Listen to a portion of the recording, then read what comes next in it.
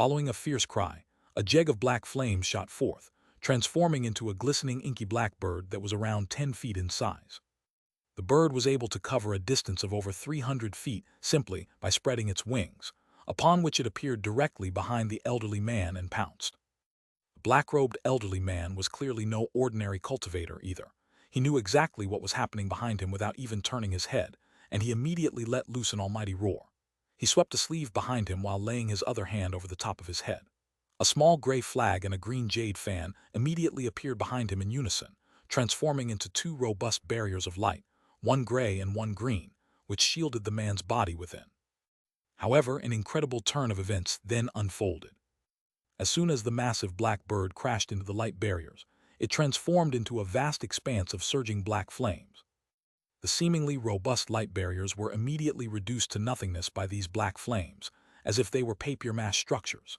Immediately thereafter, the protective spiritual light around the elderly man's body was instantly incinerated by the black flames as well, transforming it into an unsettling pitch-black color. The elderly man didn't even get a chance to utter a single sound before his body and his nascent soul were reduced to ashes within the flames. The black flames then swept up into the air, transforming into a huge black bird again before flying back the way it had come. At this moment, spatial fluctuations suddenly proliferated from several hundred feet away beside the purple-robed man's body. A lithe and graceful figure then emerged, seemingly out of thin air, before waving a hand toward the approaching black bird. The bird immediately transformed into a plume of black smoke that disappeared into the bracelet around her wrist. This person was none other than the young woman from the Black Phoenix race who had just departed.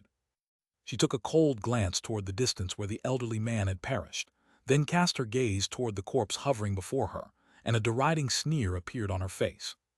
To think that a pathetic Dark Corpse Valley nascent soul cultivator would dare to follow me when he's no match even for my spirit beast. He's not entirely useless, though. The corpse transformation technique of the Dark Corpse Valley is quite intriguing. I can make use of this rejuvenated corpse for myself, the young woman murmured to herself before opening her mouth. A fist-sized ball of black light immediately shot forth from within, then disappeared into the purple-robed man's body in a flash. The young woman immediately made a hand seal thereafter and began to chant something. A few moments later, a layer of black light abruptly surfaced over the corpse before disappearing again. The purple-robed man's body swayed before it landed on its 2 feet in front of the young woman. However, its eyes were completely blank and devoid of any soul. The young woman flipped a hand over, and that crimson bead appeared once again. She raised a hand, and the bead flew directly toward the purple-robed man, only for him to open his mouth in a robotic manner before swallowing the bead. A hint of surprise appeared on the young woman's face upon seeing this. She opened and closed her mouth a few times, but didn't say anything. Almost at the exact same moment, the purple-robed man before he adopted the same expression that was on her face, and he opened his mouth to speak in her stead in an identical voice to the one he used when he was still alive. Not bad. As long as no nascent soul cultivators appear, there should be no one who can notice anything amiss with this body. It can act as my avatar and take care of everything for me. The woman giggled to herself in a rather unsettling manner before vanishing on the spot again. The purple-robed man was left standing by himself in the middle of the forest. After a while, the man suddenly began to walk away and disappeared into the forest in the blink of an eye. Thus, peace and quiet quickly settled over this area again, as if nothing had ever happened. At the same time, in Mistress Fang's wooden cabin, Han Li had already heard her description of the duty that was to be assigned to him, and he currently wore a contemplative look on his face. So you're asking me to accompany Immortal Qin to a demon beast nest to secure a 7-leaf yin blood clover, but a restriction has been set up on the only passageway leading to the spirit herb. As such, you need a powerful body refinement warrior to break that restriction. Is that correct? Han Li asked in a slow voice. That's right, Brother Han. Even though cultivators like us can also forcibly break through this restriction, there's a good chance that the guardian demon beast there will notice us if we were to use our magic power, and it'll consume the herb itself rather than allow us to take it. As such, we can only enlist the help of a mortal without any magic power. Of course, I won't be asking you to take this risk for me free of charge, Brother Han. I'll be sure to reward you handsomely after the event, the brocade-robed man replied in an earnest voice. A handsome reward, eh? A faint smile appeared on Han Li's face. That's right. Have you heard of our sect's 9 profound bright jade pond, Brother Han? The water in the pond possesses some kind of incredible power. It isn't very useful to us cultivators, but it's extremely beneficial for mortals cultivating body refinement arts. It can stimulate the entire body and assist one in making a breakthrough. Of course, this effect is only applicable once per person. After you use it once, it won't work again no matter how long you bathe in it.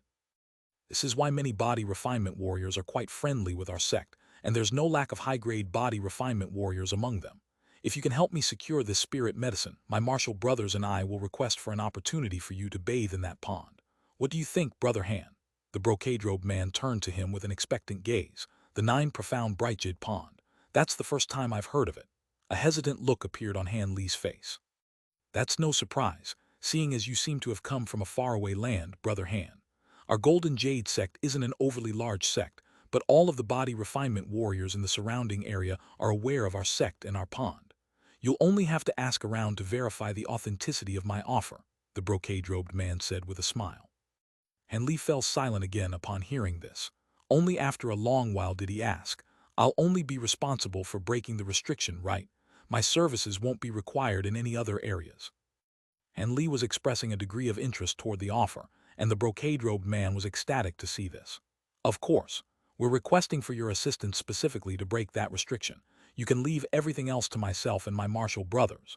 The beast torrent has just subsided, so the number of normal beasts around the demon beast nest must have suffered a sharp decline. This will be the perfect opportunity for us to infiltrate the nest and take the herb. Han Li nodded with a contemplative look upon hearing this. In all honesty, if any reward other than a chance to bathe in the 9 profound bright jade pond had been offered to him, he would have turned down the proposal. After all, there really was no reason for him to help a few Foundation Establishment stage juniors secure some spirit herb. However, this was a reward that could help him make a breakthrough in his body refinement arts, and that was a very tempting prospect as it would save him over 10 years of arduous cultivation. For Han Li now, he had to get stronger as soon as possible in order to bolster his chances of survival in this world, so the opportunity to completely master the Vajra arts was a very tempting one indeed.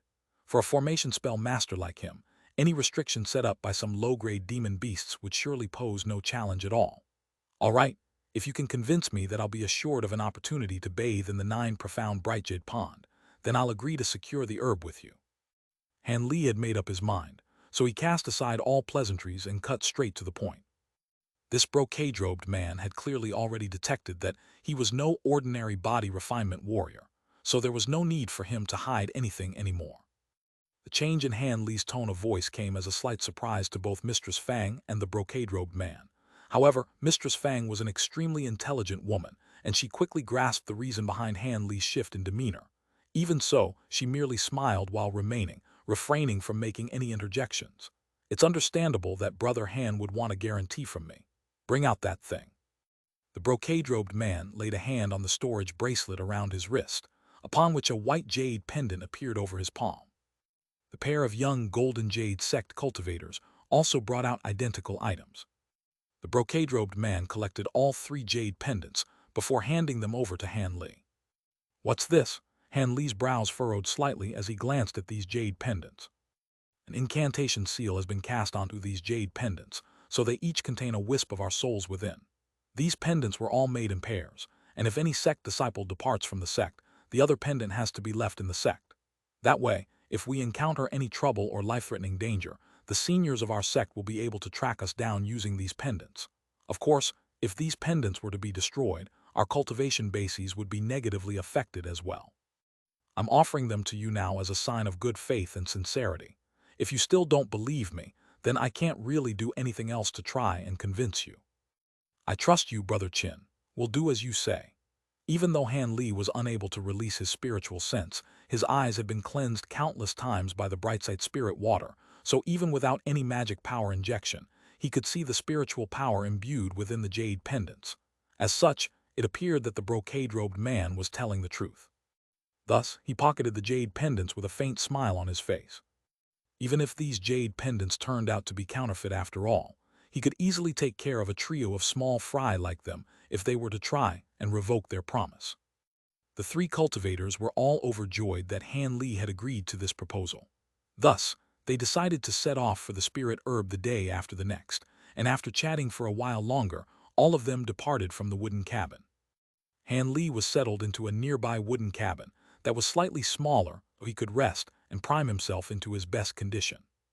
A night and a day passed uneventfully in the blink of an eye, but when night fell again on the second day, this makeshift human settlement suddenly erupted into activity. This as because the lord of a Yuan city had appeared completely unscathed in their settlement. This development naturally created a stir throughout the entire encampment. Even Mistress Fang left her wooden cabin to visit City Lord Zhao in person. After hearing about this, the image of Dare flashed through his mind before his heart settled into tranquility once again. She would be safe now with her grandfather. However, not long after that, someone was sent to Han Li's cabin. It turned out that City Lord Zhao was planning to take his granddaughter to a friend of his in Heavenly Origin City, but Dare insisted on seeing Han Li again before she left. City Lord Zhao also seemed to be interested in thanking the savior of his granddaughter in person. As such, Han Li made his way out of the wooden cabin after a brief period of contemplation. The purple-robed man put on a benevolent expression at the sight of Han Li and said, "So you're Han Li. I must thank you for saving my precious Dare. If you'd like any reward, feel free to state it, and I'll do my best to satisfy you." At this moment, Dare was with him, as well as several of his body refinement warrior subordinates. They were all standing at the entrance to the encampment, seemingly as if they were preparing for a long journey. Dare held onto the purple-robed man tightly with one of her small hands while she stared intently at Han Li. Even though she hadn't said anything, the expression on her little face seemed to be a little off somehow. "I have no intention of asking for a reward. I merely happened to stumble upon your granddaughter, and anyone in my place would have done the same thing," Han Li replied in an indifferent voice. I'm not a man who's used to owing people favors. How about this? I heard that you've mastered the third layer of the Vajra arts. A friend of my forefathers also just so happens to be using the same cultivation art, and he's already mastered the sixth layer. I have something of his from many years ago. You can take this item and seek out his descendants. Perhaps they'll be able to provide you with some useful cultivation insights." The purple-robed man laughed heartily before handing a seemingly nondescript short sword over to Han Li. His lips then twitched as he communicated a location and the name of a certain person to Han Li through voice transmission. Seeing as this could potentially benefit his cultivation of the Vajra arts, Han Li accepted the short sword after only a brief hesitation. As such, City Lord Zhao bade farewell to Mistress Fang and everyone else before climbing onto a giant wolf steed with Dare. However, right at this moment, the seemingly tame wolf suddenly reared up, springing to an altitude of over several tens of feet up into the air, as if it had been frightened by something. The purple-robed man was slightly startled by this sudden development, but he clenched his legs tightly against the sides of the wolf, and faint black light flashed, following which the giant wolf became tame and docile again. Everyone else was also rather surprised to see this, but no one paid it much heed. After all, these giant wolf steeds were feral creatures by nature, so it wasn't uncommon to see them throwing tantrums from time to time. Instead, all of them were extending words of admiration toward City Lord Zhao at his ability to control the wolf with just a clamp of his legs. However, Han Li's expression changed minutely right when the black light flashed between the purple-robed man's legs, but he quickly composed himself again. As the purple-robed man rode off into the distance, everyone else began to disperse. Only Han Li remained standing on the spot for a long time with a grim and indecisive look on his face. There's no mistaking it, that was definitely Corpse Chi, but why would it try to take Dare away? So be it, I'll help her again just this once. The image of the adorable Dare clinging tightly to his robe surfaced in Han Li's mind again, and he heaved a faint sigh before making his way toward the center of the encampment. Soon he had disappeared into the night. After opening up some distance from the encampment, the purple-robed man immediately spurred his wolf steed into a full-speed gallop. His subordinates felt that to be rather strange, but they didn't think much of it as they hurried to keep pace with him. These subordinates were all body refinement warriors under City Lord Zhao's command. As for the butler and the servants, they were not suited to make such a long journey, so they remained behind in encampment. After galloping for over 50 kilometers, a small hill appeared up ahead. A peculiar light flashed through the purple-robed man's eyes as he changed direction and urged his wolf steed to travel toward that hill. His subordinates were rather perplexed by this, but they still followed along behind him. However, After reaching the summit of the hill, the purple-robed man suddenly tugged on his reins with immense force, causing his wolf steed to stop cold in its tracks. Everyone else behind him naturally also stopped. Right at this moment, a sudden turn of events abruptly unfolded. A massive fissure suddenly opened up in the ground beneath one of the wolf's paws. The wolf and its rider were both swallowed into the ground before they even had a chance to cry out. Everyone else was very alarmed by this development, and they were just about to rush forward to rescue their companion when two bone spears shot forth from the ground, piercing through their bodies like lightning and instantly killing them on the spot. The final person finally realized that something was amiss, and in his shock and horror, he immediately turned his wolf steed around and fled into the distance. However, a three-headed black python suddenly appeared, sinking its 3 pairs of fangs into his body before tearing him into 3 pieces. The earth underfoot then tremored as 2 snake demons, and a massive sandbug beast emerged from underground. Only then did the purple-robed man turn around with a cold expression and instructed, "Clean everything up, don't leave any signs behind." He then jumped down from the wolf's steed with Dare in his arms. He claimed a cold glare at the giant wolf before abruptly giving it a vicious backhand to the head. The wolf fell dead to the ground before it could even utter a single sound. Its entire head had been smashed like a watermelon, and its brains and intracranial fluids had spilled everywhere. "Stupid beast, you almost blew my cover," the purple-robed man harumphed coldly. Throughout this entire process, Dare's expression remained completely calm and collected, as if she were looking but not seeing anything. This was clearly not the proper reaction a girl of her age should be exhibiting toward witnessing such scenes of bloodshed and slaughter. Soon, the demon beasts had completely consumed the bodies of the knights and their wolf steeds, and it was as if nothing had ever happened in this place. City Lord Zhao nodded with a content expression upon seeing this. However, he then suddenly raised a hand, and a burst of black chi abruptly appeared. The black chi manifested itself into a short spear that was 3 to 4 feet in length, and it was hurled like lightning toward what appeared to be nothing but thin air. A loud boom erupted as a shimmering, golden fist appeared out of nowhere, shattering the oncoming spear. Faint golden light then flashed as a young man appeared. He was none other than Han Li. He had somehow been able to conceal himself this entire time, while following City Lord Zhao for over 50 kilometers from the encampment. "Kill him?" The purple-robed man's eyes narrowed as he delivered a cold instruction. The snake demons and the massive sandbug beast on the hill immediately pounced toward Han Li in unison. Among them, the snake demon with the human head seemed to have identified Han Li as the one who had foiled their attempt to attack the Heavenly East Enterprise squad, and a furious expression appeared on its face. It let loose a low snarl before hurling its 2 bone spears through the air.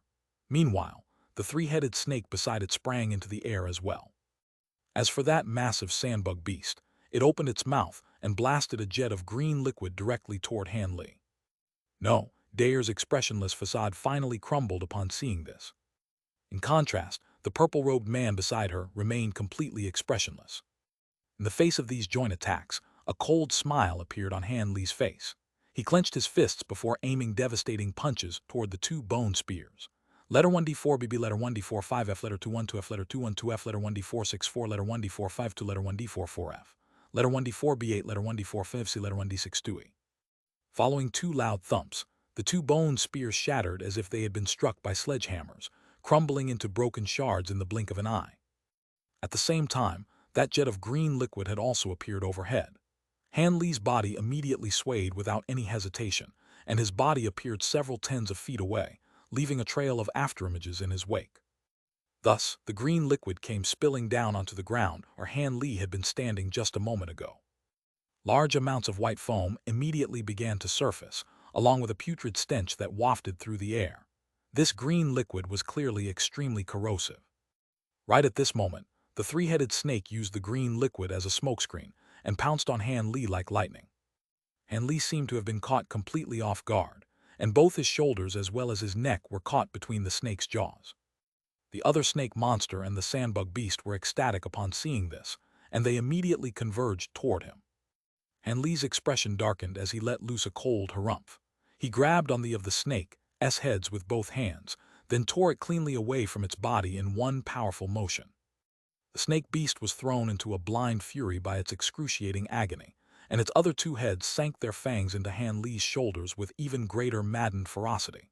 However, Han Li merely swept his hands gently through the air, and the snake beast's other two heads were also decapitated amid a burst of golden light. After activating the power of the fourth layer of the Vajra arts to its maximal extent, even Han Li's bare hands were as powerful as treasures. Han Li didn't pause for even a single instant as he twisted around, manifesting several projections to combat the remaining two beasts. Following a burst of ferocious cries and a brief battle, the blood of the two beasts began to rain down from the sky. Han Li emerged from the storm of blood with a cold expression. A loud thump then erupted as he appeared over 100 feet away with his hands clasped behind his back and his back as straight as an arrow.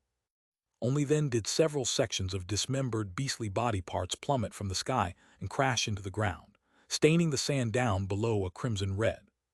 Han Li was able to easily slay these three beasts with his immensely powerful body. "Who are you, and why are you using that corpse to try and fool everyone?" Han Li interrogated in a bone-chilling voice as he approached the purple-robed man on the hill. At the same time, a menacing aura emanated from his body, and a layer of grayish-white chi seemed to have emerged from behind his back. The baleful aura that he had refined using the bright Jade arts had been reflexively unleashed by Han Li in that instant.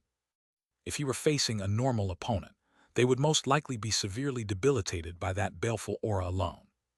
The purple-robed had been standing calmly on the spot this entire time, and he didn't bat an eyelid even when the three beasts were slain in quick succession.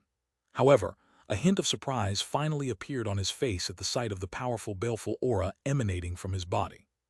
After mastering the fourth layer of the Vajra arts, even a mortal can run as fast as the wind and keep pace with one of those wolf steeds with ease, but it's very interesting that you were able to manipulate light angles and your environment to conceal yourself without using any magic power. However, what I'm much more interested in is this baleful aura emanating from your body. There's no way that an ordinary body refinement warrior would possess such an immense baleful aura. Who are you? The purple-robed man responded in kind. Han Li's expression darkened upon hearing this. He was clearly not very pleased that his question had been answered with another question. He took a glance at the slightly shell-shocked Daer and harumphed coldly. "Why am I wasting my time bickering with a corpse puppet? Do you want to put an end to yourself or trouble me to do the honors?" Golden light then flashed all over Han Li's body as he strode toward the hill. "If a corpse puppet won't do, then how about me?" Suddenly, the air above the corpse fluctuated, igniting a ball of black flames. It then condensed into a young palace-robed woman with a cold expression. As soon as she appeared, she glared at Han Li. When she recognized him to only be a mortal, her mouth curled in disdain and slowly lifted her hand at him. Han Li's spiritual sense hadn't detected anything, but from the link with the worldly essence chi from his current cultivation stage, he was able to sense a kind of indescribable danger. In the instant the woman appeared, he stopped in his tracks and his expression vastly changed. As soon as the woman pointed her hand at him, Han Li shivered as he sensed all the hair on his body stand straight. Ever since he entered the path of cultivation, he hadn't sensed such immense danger approaching him until now. As if out of reflex, Han Li shook his sleeve, tossing out two round objects into his palm. He quickly held them in front of him and wordlessly stared at the woman. They were two fist-sized balls, one black and one red. Their surface flowed with twinkling light. Immortal vanquishing beads, and two at that. "Who are you? How do you have those treasures?" The woman's face vastly changed upon seeing the two beads. The thread of black flame that rose from her bracelet abruptly disappeared, and she shouted out with furious alarm. When Han Li saw the woman recognize the beads and reacted with fear at the sight of them, he felt a wave of relief. It's good that you recognize them," he said with a calm tone, despite the cold sweat that lined his body, fearing the woman's cultivation was far beyond what he expected. If the immortal vanquishing beads didn't threaten her, he would be completely out of luck. But even in this case, he was still inwardly cursing.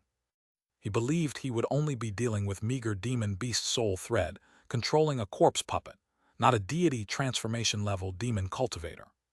Why would such a high-grade demon appear inside the human city? Although the immortal vanquishing beads kept her at bay, the slightest carelessness would mean death for him.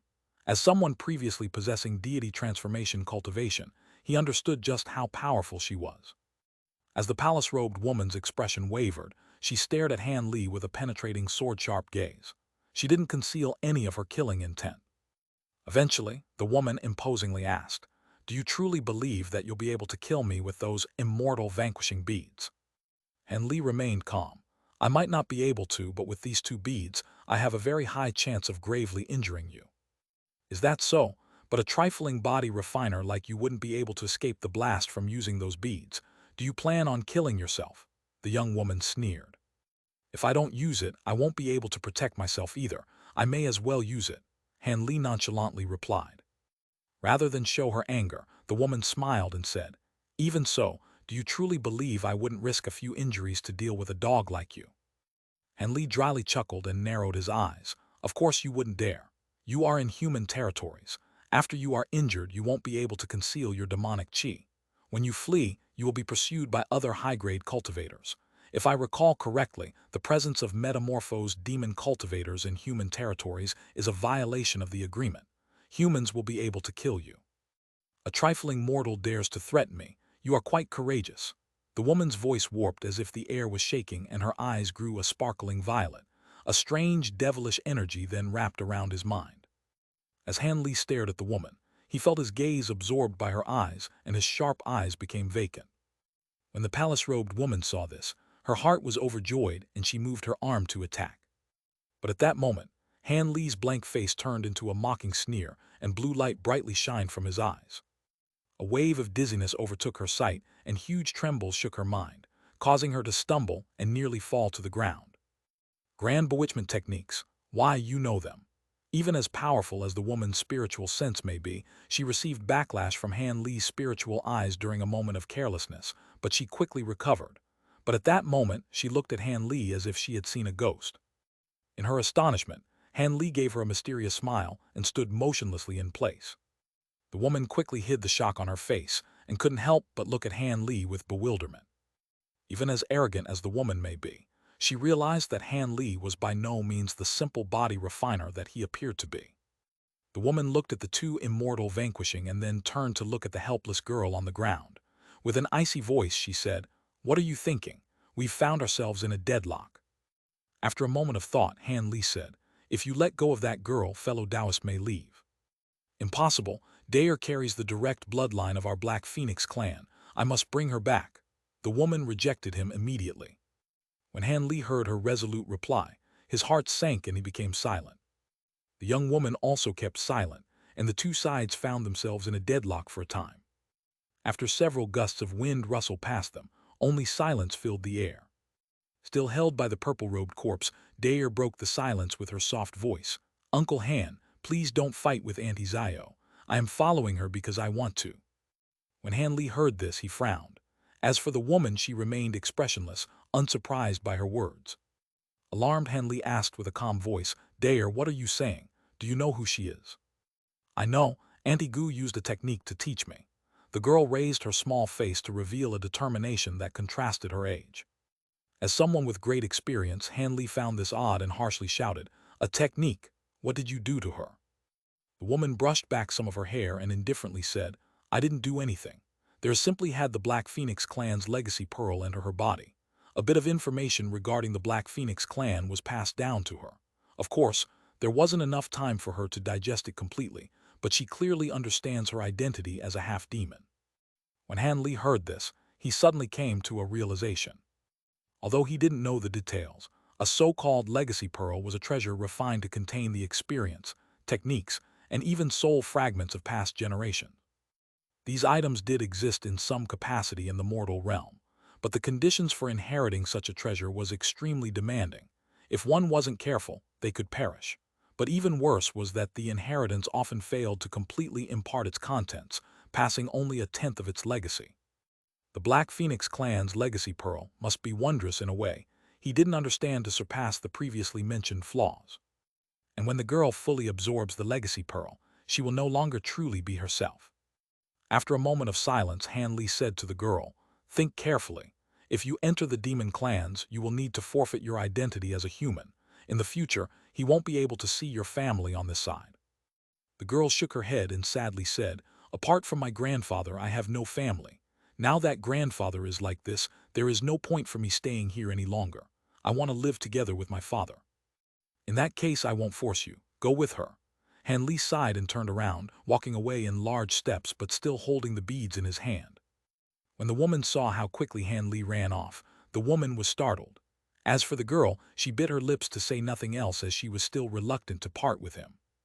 Han Li appeared as if he was walking, but he traveled at an astonishing speed. In only a moment, he turned into a black dot on the horizon. The young woman glared at Han Li with resentment for a long while before eventually deciding not to attack. Then, with an unsightly expression, she looked at the girl below and said, "Dare, let's go. If that person informs high-grade cultivators about our presence, it will be troublesome." An odd expression contrasting Dare's young age appeared on her face, and she softly said, "He won't do such a thing." The woman shook her head. "No human can be trusted. Let's go." With that said, the woman reached out for Dare and summoned her into the air. With the girl at her side, she commanded the purple-robed corpse to form an incantation gesture, and it promptly combusted into black flame and turned to ash. A moment later, the black flame condensed into a ball and was absorbed into the woman's body. The woman raised her hand, and a scarf appeared above her head. It wrapped around them, flashing with black light until the two disappeared into a trail of smoke. 2 days later, in the human camp 50 kilometers away, several streaks of light flew out on their magic tools. They were the gold Jade sect cultivators and Han Li. They traveled together and would not be returning, but oddly enough Mistress Fang, Zhang Kui, and the others in the Heavenly East Enterprise turned a blind eye to this and made no further mention of Han Li. It was as if Deputy Leader Han was never a part of the Heavenly East Enterprise. 40 years is enough time for a soft baby to turn into a strong man, and for a child with spirit roots to become a low or mid-grade cultivator. But in the scope of an ancient city that existed for over 1,000,000 years, it may as well happen over the blink of an eye. When the 3 human territories were formed, Yang City was the first founded in the Heavenly Origin region. Although it was only a medium-grade city, and the city lords had no plan for expansion, it repelled every beast torrent easily. Never once did it encounter great danger. This was because Yang City was one of the most populated cities with body refiners. It carried this reputation throughout the Heavenly Origin City. It was said that the current Heavenly Origin sage had cultivated the body refinement technique to perfection in the city, leaving behind a grand history there. The city housed countless body refinement sects and schools. High-grade body refiners rare in other areas were present in the city in large numbers. At the heart of the city, there was even a sacred tower that stored the collections and experiences of body refinement sects. The collection was so expansive and detailed that it was renowned as one of the best in the region. With such things located in the city, it attracted more low and mid-grade body refiners each year. Against such a formidable fighting force, a trifling beast torrent posed no threat. Apart from this, Yang City had a reputation for creating spirit tools on par with Heavenly Origin City. Each year, a large number of spirit tools were refined there and purchased by merchants and body refiners alike. Several auction houses greatly profited in selling rare spirit tools. These auction houses more or less held a large number of spirit tool master smiths. The so-called spirit tool masters were akin to pill refinement masters and spell formation masters as a master of their craft. However, these people were peculiar where they needed to refine body refinement techniques to a certain extent and acquire some understanding of spell formations as well. Furthermore, they also required a naturally powerful spiritual sense. With these conditions, one can become a spirit tool master. Those who wish to become one would need immense amounts of practice in addition to their natural talents. The spirit tool masters held by the auction houses were all excellent and produced spirit tools with great power and inconceivable abilities. Of course, these spirit tools were also meticulously forged. It commonly took several months to refine one, and when their extraordinary abilities were displayed in an auction house, they were sold at sky-high prices. The Longxing auction house was one of the largest in Yang City. They abruptly emerged and created a reputation that rivaled long-established auction houses. The master of this auction house quickly became someone of considerable status in the city. But one day in the Longxing auction house, a fat man wearing extravagant robes was pacing back and forth in the main hall. He occasionally looked in the direction of the entrance with worry. Another moment later, the fat man came to stop and loudly yelled, "Feng go take another look outside and see if Grandmaster Han has arrived." "Yes, my lord." A young man hastily acknowledged his order and ran off, his footsteps quickly becoming faint. The fat man paced for a moment more. Then he seemed to tire and sat down, the chain creeping from his weight. The fat man didn't fear that chair would collapse. Rather, he simply took a teapot from the table and poured himself a few cups in an easy manner. Could it be Brother Fan's temper is a result of illness?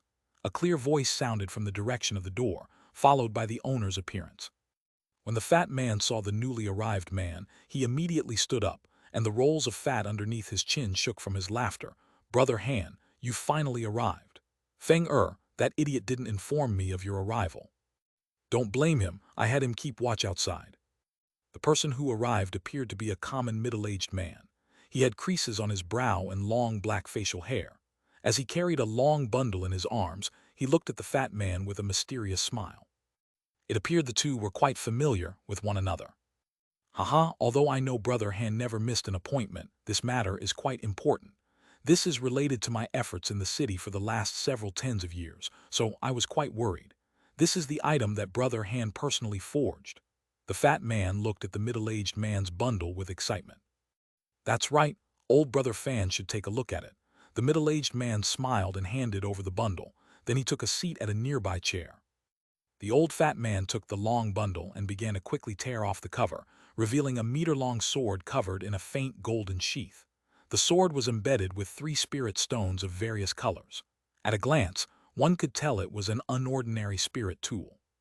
When the fat man saw this, he grasped the sword handle carefully and slowly took it out of the sheath. A ring akin to the dragon's cry sounded, and a ball of golden light appeared before the fat man. It turned into a small golden worm that twirled in front of him. The fat man glanced at the light and shook the sword sheath. As soon as the worm vanished, a glistening golden sword with a worm pattern appeared in his hand. "Marvelous, marvelous. This is the sole top-grade spirit tool that emerged within Yang City within the last 100 years. It possesses the inconceivable ability to take another form. He. With this word the others won't dare to compete with me. Big Brother Han, you've helped this little brother tremendously." The fat man sheathed the sword and broke out into bellowing laughter. The middle-aged man sipped on the tea, revealing not a trace of excitement. "It was nothing. I was only able to refine the spirit tool because of the materials you've supplied me. Otherwise, I wouldn't have been able to refine it no matter the skill." That is so, big brother. Those with empty reputations can't hope to compare with you," the fat man laughed. "There is no need to flatter me. That sword is the last spirit tool I'll make for you. In a moment I will depart from the city. I reckon I won't return." The middle-aged man spoke with a smile. The fat man woke up from his glee and hastily said, "Big brother, what are you saying? Why do you want to leave the city? Could it be the subordinates I've assigned to you? Give the word and I will immediately cut them off and assign you better ones." The middle-aged man slowly said, "In the past, I made an error in my cultivation and you happened to pass by and lend me a hand. I was also unable to safely break through my bottleneck at the time. Now that several decades have passed and I forged all these spirit tools for you while hiding my identity, I have fully paid back your kindness. Now, the Long Xing auction house has become one of the largest in the city. After you present that sword to the city lord, I'm sure it will be the largest for sure. I wasn't able to fully teach my techniques to the apprentices you gave to me, but they know enough to continue your auction house. You should know I fully intend to cultivating body refinement techniques. Forging spirit tools was something I only did in passing. I won't gain anything else from staying here." Could it be Brother Han's cultivation has reached another bottleneck? When the fat man's heart jumped when he heard Han Li's final sentence. The middle-aged man simply replied with a silent smile. The fat man was stunned. While others might now know of this person's formidable power, the fat man clearly understood it. 10 years ago, he came across danger, and this good friend of his saved him. In a single breath, he killed a dozen low-grade body refiners that invaded his mansion. He displayed fearsome cultivation that was no weaker than a high-grade body refiner. Now that he has encountered another bottleneck, his cultivation will greatly progress after he breaks through it. At that moment, Brother Han's cultivation will reach an inconceivable stage. "Old Brother Fan, it is good that you know. I must thank you for keeping quiet about me and purchasing large quantities of techniques and medicine pills on my behalf. However, we must now part. I can only bid you farewell." With that said, the middle-aged man stood up and saluted him, walking out without turning back. The fat man's lips quivered, but eventually he couldn't come up with any words to convince him to stay. he could only watch the middle-aged man walk away with a dim face. When the fat man saved Brother Han, it was the biggest turning point in his life. With all his power, Brother Han supported the nameless merchant until he became one of the leading figures in Yang City.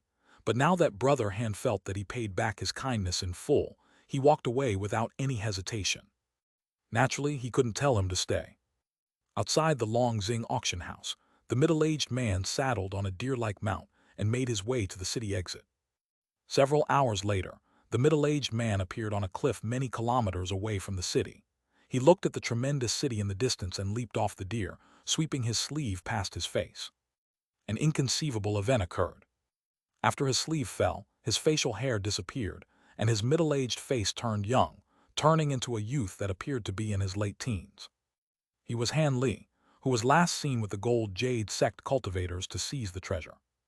Han Li indifferently glanced at the city walls from a distance, and he suddenly turned around, leaving behind the deer, the strode in the distance.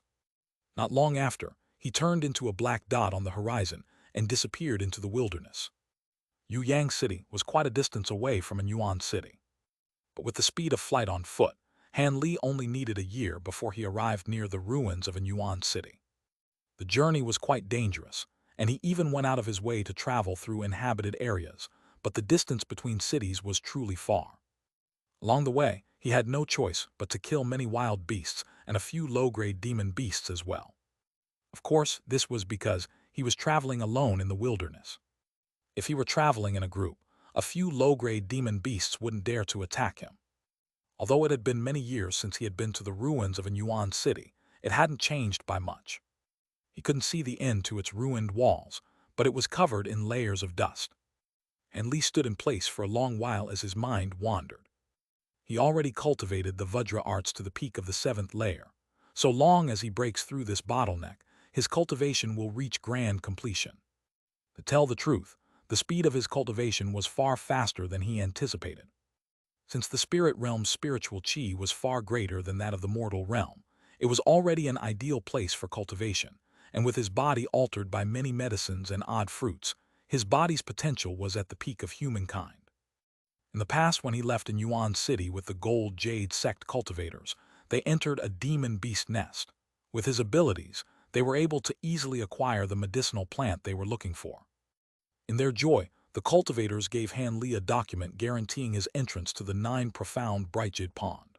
After they took back the jade medallions they entrusted to Han Li, they happily returned to their sect. After they split up, he didn't return the Mistress Fang or the Heavenly East Enterprise as he felt he had become too prominent. Instead, he chose to sneak into other human cities. Furthermore, the blood curse contract had no effect on him. His objective was Yang City, one of the closer cities and a holy land for body refiners, as it would prove very useful to his cultivation. As for the short sword that was given to Han Li by the corpse puppet of the city lord, Han Li didn't trust it at all. He immediately destroyed it after his encounter with the demon cultivator. When he was halfway to Yang City, he was at a crucial point in the consolidation of the Vajra Art's 5th layer. Unfortunately, that was also when he was ambushed by several demon beasts. Although he managed to kill them, he soon encountered backlash from the Vajra Arts, and his cultivation sharply dropped by nearly an entire level. During his moment of peril, he came across a young merchant named Fatty Fan that happened to carry a few suitable rare medicines. Since Han Li was saved by these medicines, he felt grateful to the merchant, but he also wanted someone that could help conceal his existence.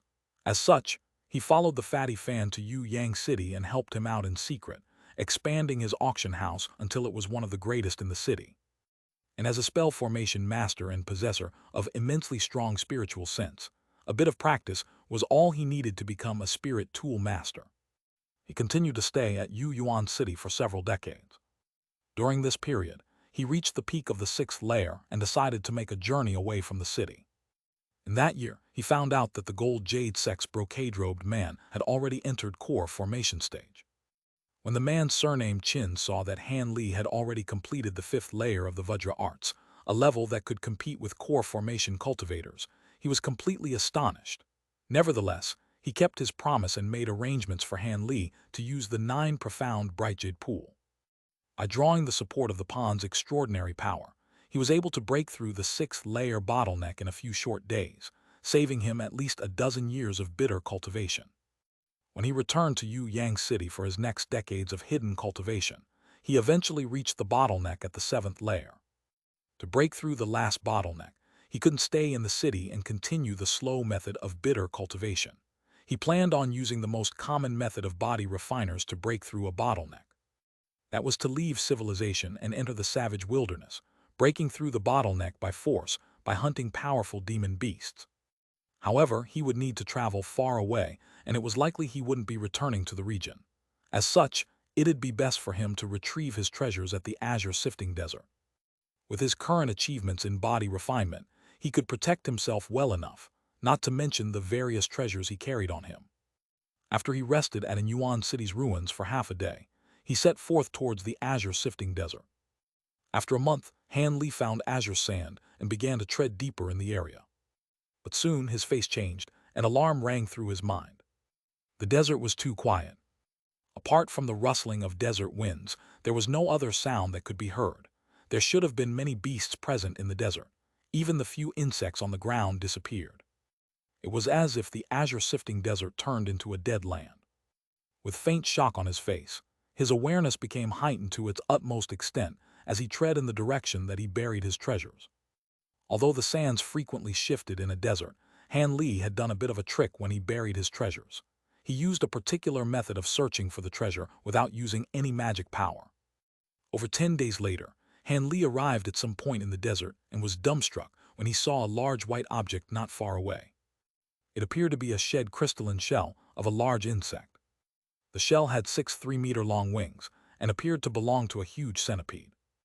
As Han Li looked at the enormous centipede shell, he muttered in shock, "The 6-winged frost centipede. How was it possible? How could it evolve so quickly?" When he took several steps forward and the centipede shell began to turn in the sand, he shook his sleeve and released a silver flash. A light bang sounded out.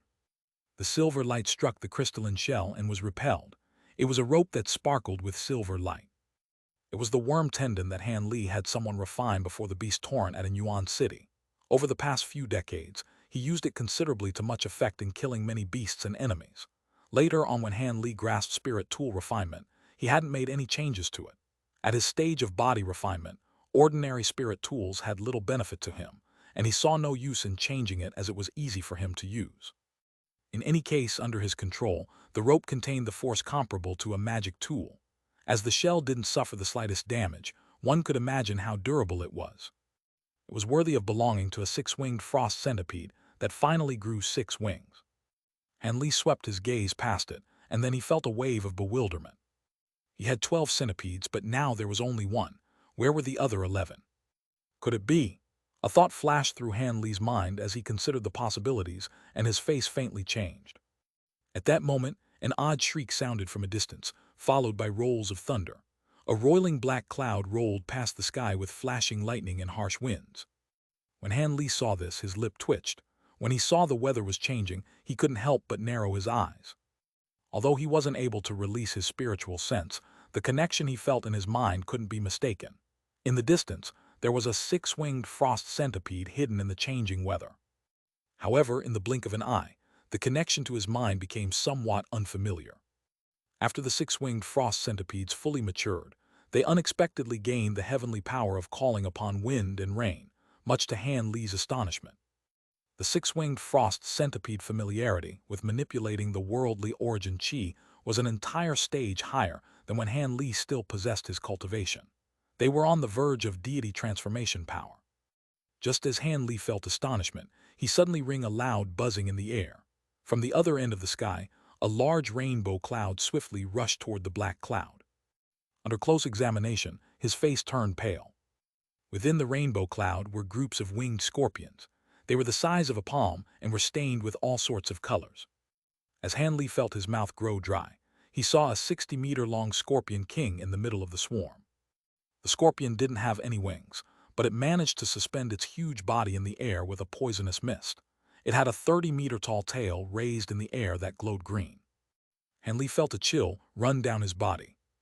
But under closer inspection, he found out that the so-called Scorpion King was actually condensed from countless small scorpions. The other surrounding scorpions had done the same and wriggled together, converging onto the huge Scorpion King. Before Han Li realized what was happening, a fierce hiss sounded from a distance, and the black cloud roiled to reveal a frost centipede that was over 30 meters long. It stretched its hideous head forward.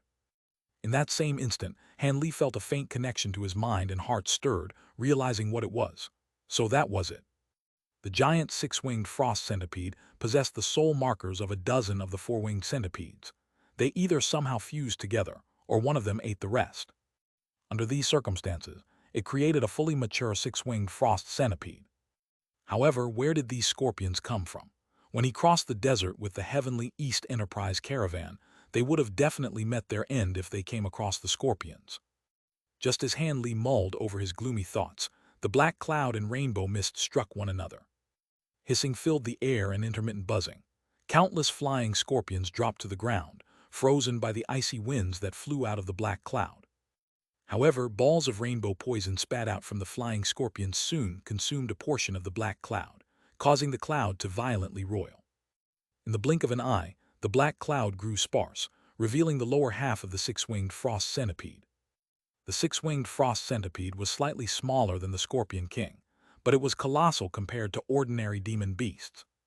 When it stretched its ugly head out from the black cloud, it opened its mouth and launched a dense beam of ice.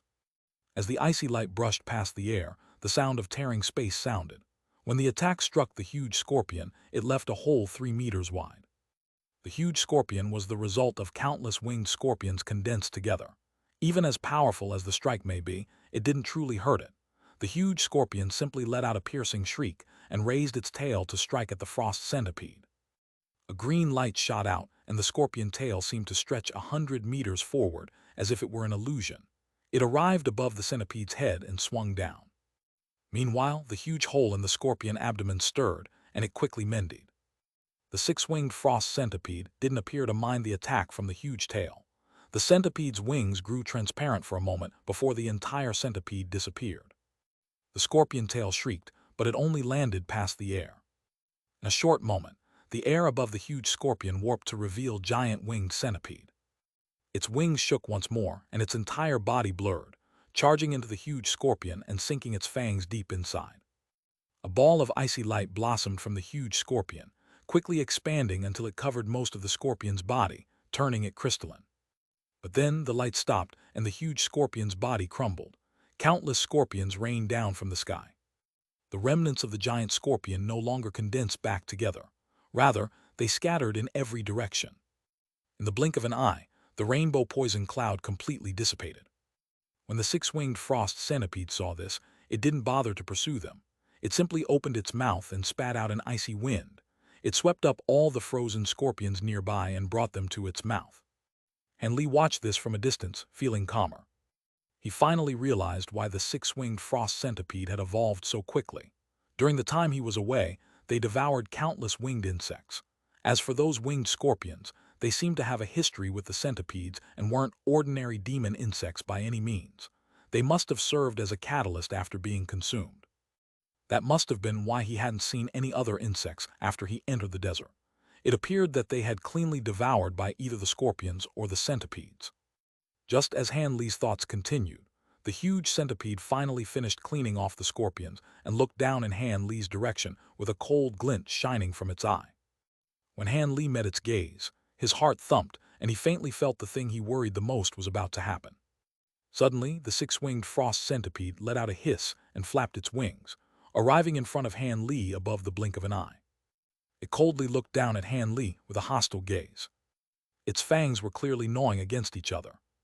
Han Li wore an odd expression and stared at the insect without blinking. However, he shook his sleeve behind his back and summoned 2 immortal vanquishing beads into his palm. The white centipede simply let out a hiss and turned around, suddenly flying off in the distance and disappearing. The insect treated Han Li as a mere passerby and went off of its own accord. Han Li sighed in relief, and his stiff face finally loosened. He soon let out a bitter laugh. The insect's shocking growth and evolution from 4 wings to 6 greatly went against Han Li's expectation. Although ancient exotic insects weren't able to take human form like demon beasts, they were able to develop a level of intelligence. With such harsh magic power, it naturally thought to sever its spiritual sense connection. If he still had magic power, he could easily suppress the insect with the restrictions he originally placed on it. But now that he lacked the slightest magic power, all his secret techniques were unusable. Under these circumstances, it wouldn't be rare for the centipede to turn on him. As such, Han Li prepared for the worst and fetched his immortal vanquishing beads with cold sweat lining his palms. To tell the truth, it was fortunate that Han Li had meticulously nurtured the dozen centipedes since they were larvae. The mental connection between the two had become remarkably stable over the past hundreds of years, and now that the dozen centipedes fused together, the connection was a dozen times stronger as well. They were unable to easily shake it off. Just then, the centipede struggled to break free for a time, before eventually deciding to abandon any hostile intent towards Han Li and go on its own way. Of course, Han Li made no attempt to stop them. In his current state, he could only watch them while feeling at a loss of whether he should laugh or cry. Back in the mortal realm, he spared no effort and even used the small, mysterious bottle to nurture the insects.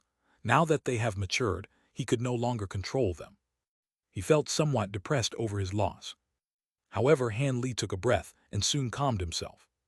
Although the insect broke free from his control for the time being, when he recovered his magic power, he could make it yield to him once again. The only problem was in a place as vast as the spirit realm, he might never see it again, or with so many cultivators present, it could have been captured by someone else of considerable power. Han Li stood in place lost in his thoughts before eventually shaking his head. Eventually, he turned his mind to the gold-devouring beetles and the weeping soul beast. His face sank as he quickened his steps to a place a few hundred meters away. He took a look down and wordlessly made a fist. With light shining from it, he struck the ground. A large boom shook the air, scattering the sand as if a top-grade magic treasure struck it. A large cloud of dust rose into the air, leaving a large crater beneath it. It was over 10 meters deep and over 30 meters wide. At the heart of the crater were a storage pouch and 3 spirit beast pouches. When Han Li saw the storage pouch was intact, he felt relief. Then he walked over to the 3 spirit beast pouches. He grabbed them and wore a pensive expression. Although he wasn't able to examine them with his spiritual sense, they appeared sealed as he left them. After he weighed it in his hand, he knew nothing was missing from them, apart from the empty pouch that contained the 6-winged frost centipedes. The other 2 pouches were slightly open. Without looking at them, Han Li could sense the presence of the gold-devouring beetles and the weeping soul beast. He could even sense that the weeping soul beast was still soundly asleep. Han Li faintly smiled. The last of his worries were gone. He promptly put away his pouches deep in his robes. As they all appeared exquisite, they would contrast with Han Li's unremarkable appearance. However, the shed shell the 6-winged frost centipede left behind would be somewhat troublesome. He frowned and simply punched down to make an even larger hole. Then he tossed the shell into the hole and buried it. Han Li circled around the area several more times and found no other signs, much to his satisfaction. Then he looked in the direction that the black cloud disappeared and wore a gloomy expression. Eventually, he gathered himself and walked off. Now that he completed his first objective, he needed to journey far away to an area filled with demon beasts. His goal was the border between a demon land and the heavenly origin region. The border area was a harsh place belonging slightly to both the demon beasts and the heavenly origin region. It was extremely wide and lawless, acting as a buffer between the regions. Furthermore, demon beasts, savage ancient beasts, and even half-demons on occasion freely roamed the area.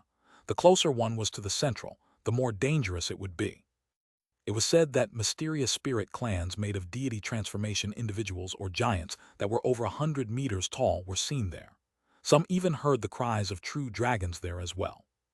With so many strange rumors, the area was shrouded in a layer of mystery. However, most people didn't take these rumors to heart. But it was true that deity transformation-level cultivators and demon cultivators did appear here. This inspired fears in the higher echelons of the demon and human clans.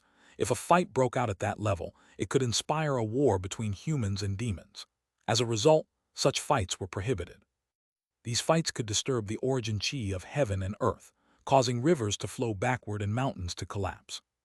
Even existences on the level of the 3 human sovereigns and the 7 demon kings opposed such a thing from happening. If something that dangerous were to happen, the area would truly be too dangerous to tread.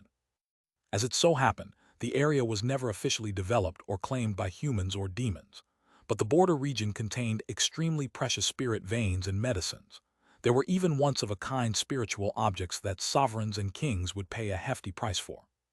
As a result, large quantities of cultivators and body refiners would gather there. They wished to test their luck and acquire a few spirit medicines. Some wished to use the slaughter in the area as a means to break through their cultivation bottlenecks. To tell the truth, this served a similar purpose to beast torrents. However, low-grade cultivators and body refiners didn't dare to tread here as it would only mean death. Most of the life in these areas were vastly demons after all. Under such circumstances, Han Li eventually made his way there after several years of hard travel. The Setting Sun Tomb. Demon and human alike called this place by that name. To tell the truth, during ancient times, there weren't 7 suns but 9. But when the human and demon clans had first arrived in the spirit realm, an enormous battle swept through most of the races in the spirit realm. Hundreds of characters with cultivation comparable to those in the immortal realm battled throughout the spirit realm for an unknown reason. As a result, not only did the weak perish, but vast lands, mountains, and seas underwent amazing changes, splitting the earth itself and destroying 2 of the suns. It was said that one of the suns descended here, resulting in an enormous depression in the ground. However, flying across this so-called depression would take a high-grade cultivator at least a year to fly through, even by using the full power of their magic treasures. The depressing itself contained countless mountain ranges and tens of giant lakes that spanned myriads of kilometers, not to mention anything of the forests and plains it contained. It is said that even if 10 million cultivators were to enter the Setting Sun Tomb, they would only amount to a drop in a vast ocean. Such a large region naturally had a few human settlements on its border. One of the more well-known settlements was the cultivator-controlled giant-scale city, Setting Sun City. The city was constructed close to the Setting Sun Tomb. Although it was about the same in size to other cultivator cities, many mid- and high-grade cultivators appeared there, ranking it among the top 3 cities in the Heavenly Origin region. In addition to the cultivators there were also a large number of high-grade body refiners. The body refiners possessed strength that was equivalent to the power of foundation establishment and core formation cultivators, but their number was at least 10 times greater. If it weren't for the pitifully few numbers of peak-grade body refiners and the deity transformation stage cultivators present in the city, it would be difficult to call it a cultivator city. But funnily enough, on the other side of the Setting Sun City in the Demon Lands, there was a city by the same name that was established by demon cultivators. It was said the Demon City was even larger than the human Setting Sun City. High-grade demon cultivators gathered there in droves. There were even powerful human cultivators that went over to observe the city from a distance and gave honest descriptions of it. However, Han Li held little interest towards the Demon City. Letter 1D557, letter 1D5FF, letter 1D556, letter 1D41E, letter 1D430, letter 1D5F2, letter 1D680, letter 1D428, letter 1D696. At that moment, he was walking down one of the streets in the human Setting Sun City and was looking at the tidy tall stores to either side of him with an odd expression on his face. This was just a common street in the city, and the shopkeepers of these stores weren't chi condensation cultivators, but low-grade body refiners. The items being sold in this store ranged from demon beast materials to magic and spirit tools. There was a wide assortment of items, but there were no stores that specialized in selling common mortal items. Not long after Han Li entered the gates of Setting Sun City, he walked down several streets and found a different scene each time. This city was enormous. Even with a vast number of cultivators and body refiners, a majority of the people in the city were mortals. In fact, they lined the streets and could be spotted everywhere. However, they were all robust men and were exceptionally busy, running errands for cultivators and body refiners alike. When Han Li turned a corner, he swept his gaze and suddenly found himself looking at a skinny man letting loose spittle on a group of people. The man was a chi condensation cultivator, and he was talking down to a group of common mortals. They looked miserable in the face of the cultivator's torrent of words. "You not know that this fanged beast pounced at my head as soon as it saw me. I, an immortal master, with a mere sweep of his hand, released my black cloud sword and easily lopped off its 2 claws. My magic tool can be exchanged for 10 mid-grade spirit stones. Although it is only a low-grade magic tool, it's might." "Huh, who are you?" When a hand pressed on the skinny man's shoulder, he hastily yelped and turned around, discovering a young man looking at him with a beaming smile. Just as the skinny man thought to rebuke him, he noticed that the golden sparkling ring on Han Li's finger.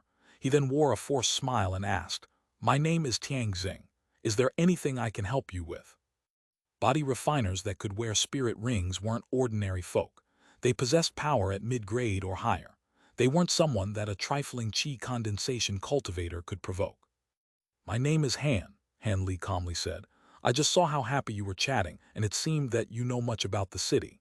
I hoped you could answer a few of my questions or even be my guide for a few days if that's possible." The skinny man's face lit up and he said, "So it turned out that Brother Han has just arrived in this city. Well, you found the right person. While I won't say that I know everything about this city, I did live here for a few decades. But might I ask how you plan on employing me?" Han Li rubbed his chin and bluntly proposed, "I'll give you 10 spirit stones for each day." The skinny man took a close look at Han Li and then smiled, saying, "That is too little. Please give me a bit more. I am a cultivator too. I can get that number of spirit stones by fetching spirit medicines outside." Han Li snorted. Although he disliked fussing over little matters, he didn't want the skinny man to be greedy and bluntly said, 10 spirit stones is already much. Let's see you find some spirit medicines outside and not be afraid of being a demon beast's dinner. I'll give you 20 spirit stones and that will be all." "All right, I agree. You lot can continue talking. This immortal master and I will be heading out first." Seeing that Han Li was unhappy, the skinny man quickly agreed and waved his hand to the others behind him. When the mortals heard this, they immediately dispersed. "May I ask where you wish to go?" the skinny man cautiously asked while attempting to guess Han Li's strength. Body refiners and cultivators differed. A body refiner's cultivation depended on the hardiness of their body. It couldn't be determined with spiritual sense. Han Li turned around and spoke without looking at him. "First, bring me to the nearby spirit tool and materials shops. Give me an introduction to the city as well." The skinny man quickly followed after Han Li and eloquently spoke, "That will be no problem. Setting Sun City has 8 main districts. 3 of them are occupied by ordinary people. 5 of them are the shops and quarters for body refiners and cultivators. However, there are a few differences in these 5 districts. In 4 of them, including this one, everyone can sell and buy as they please. But in the 5th district, everyone must pay a spirit stone to be present there. It is the center of Setting Sun City.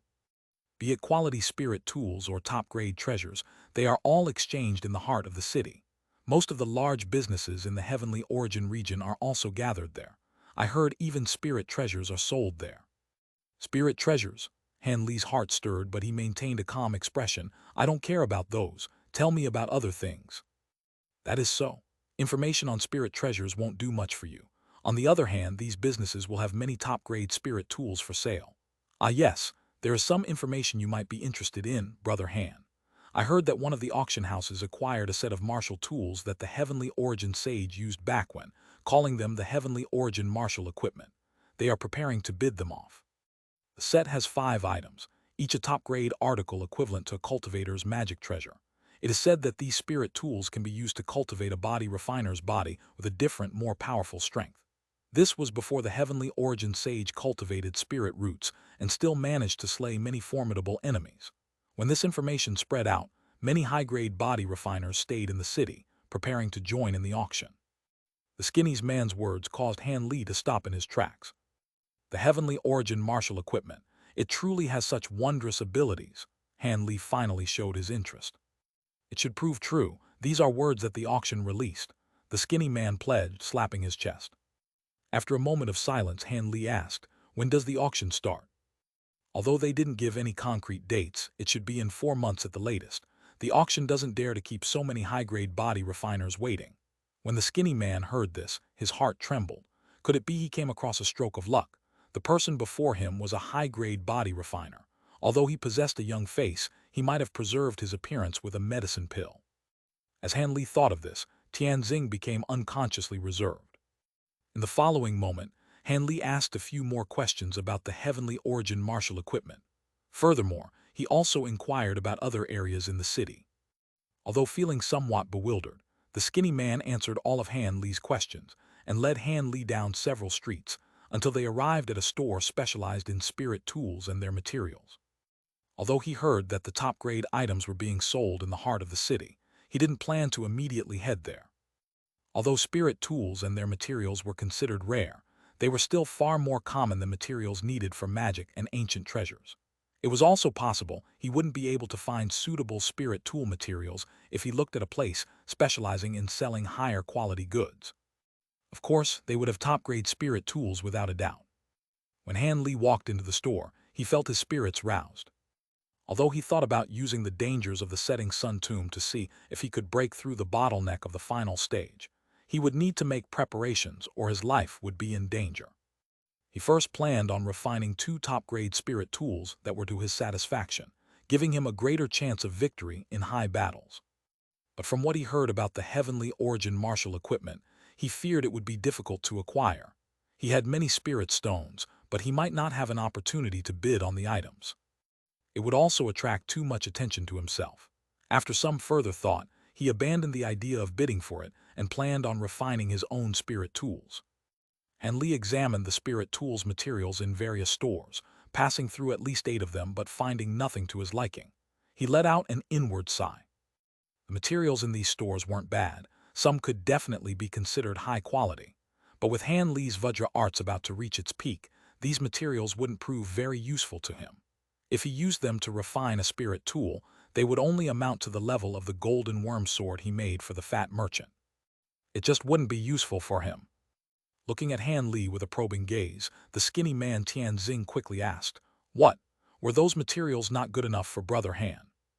"I have no use for those materials." Han Li shook his head, making no effort to hide his disappointment. "If they aren't good enough for you, then I will bring you to another place. There are a few peculiar items there. However, I won't guarantee it will have what you want." Worthy of being a local, Tianxing immediately thought of another place. "Oh, go ahead." When Han Li heard this, his interest was piqued. The two left the street and fetched a beast carriage.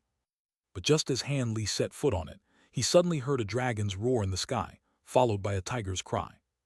Those two sounds overlapped and spread through the nearby air, causing an uproar amongst mortals and cultivators alike. Han Li's attention also turned to the source of the sound. Han Li quickly saw a black dot shooting around in the air, quickly arriving above him. It was a strange 3-headed beast with 1 tiger and 1 dragon head. It pulled a faint azure carriage quickly through the air.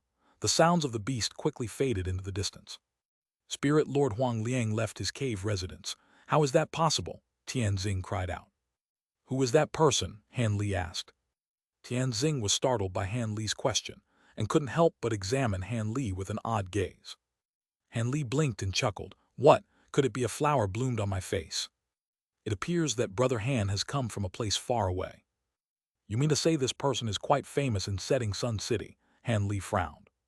Tianxing excitedly explained. "Although the city master is a mid-deity transformation stage cultivator, the strongest cultivator isn't him, but rather Spirit Lord Huang Liang, who lived in a nearby mountain for over 10,000 years. It is said that he is at the stage where he merged 5 elements, an early void refinement stage cultivator." Void refinement stage, Han Li's heart trembled. When he became a deity transformation stage cultivator, Han Li came to understand the huge gap between deity transformation stage and void refinement stage. In the past few decades in the spirit realm, the high grade of cultivation he heard of was the integration stage. The 3 human sovereigns were examples that completed that realm of cultivation. From what he heard from mortals and other cultivators, he never heard any rumors of great ascension or ascension tribulation. It was as if the highest grade existences in the spirit realm never made an appearance. Of course it was possible. He was interacting with the lower rungs of society where such information was sparse. After they boarded the beast carriage, Tianxing excitedly gave Han Li some information regarding Spirit Lord Huang Liang, but most of it was regarding his grand reputation. Han Li listened to it with a smile, but said nothing in response. As a result, the carriage rushed through the city for several hours before suddenly stopping at the end of an unfamiliar street. Han Li leaped off the carriage and looked around him to find a large store. The store appeared uncommon. The door was rather tall and was decorated with provocative gold colors. The word Sky World Pavilion was written on its sign. The sides of the door were 2 3-meter-tall iron pillars. There were silver chains that chained red lizard-like creatures to the pillars. The 2 creatures immediately stood up when they saw Han Li descend from the carriage, and they looked at him with a hostile gaze. "Let's go." Tianxing looked at the beasts without much care and fished out a yellow tile, waving it at the two beasts. The two lizards then let out a strange roar and lazily crouched back on the ground, allowing the two to pass. When Han Li arrived inside, he unconsciously frowned. There was only a simple room that spanned over 200 meters side. Although a few goods were on display, most of the place was empty. At the corner of the room, there was a staircase with a chair next to it. A sickly old man with a drooping nose sat on it, half asleep as if he weren't expecting any guests. "Old Su, wake up. I brought a customer." Tianxing bluntly walked several steps forward and shook the old man's shoulder. "A customer? Where?" The old man lazily opened his eyes, appearing only half awake. Han Li examined the old shopkeeper and calmly said, "I heard this store had a few peculiar items, so I thought to take a look." The shopkeeper's gaze focused on Han Li for a long while before he broke out in a smile. "The customer wants peculiar items. That will be easy. This shop specializes in unordinary items, selling them to those who need them. What are you looking for?" "Spirit tool materials," Han Li calmly said. We don't get many of those. However, I do have two such items. Do you want me to fetch them?" The shopkeeper smiled and then walked up the staircase. When Han Li looked at the shopkeeper's back, Han Li narrowed his eyes and said, "This person seems to be a body refiner and an accomplished one at that." Tianxing explained, "Of course, Old Su was a famous high-grade body refiner in the past, but a few decades ago, he encountered mishaps in the setting sun tomb. There was a ferocious poison that sapped away all the strength in his body. All he could do was open this shop." "So it was like that." Han Li nodded in recognition.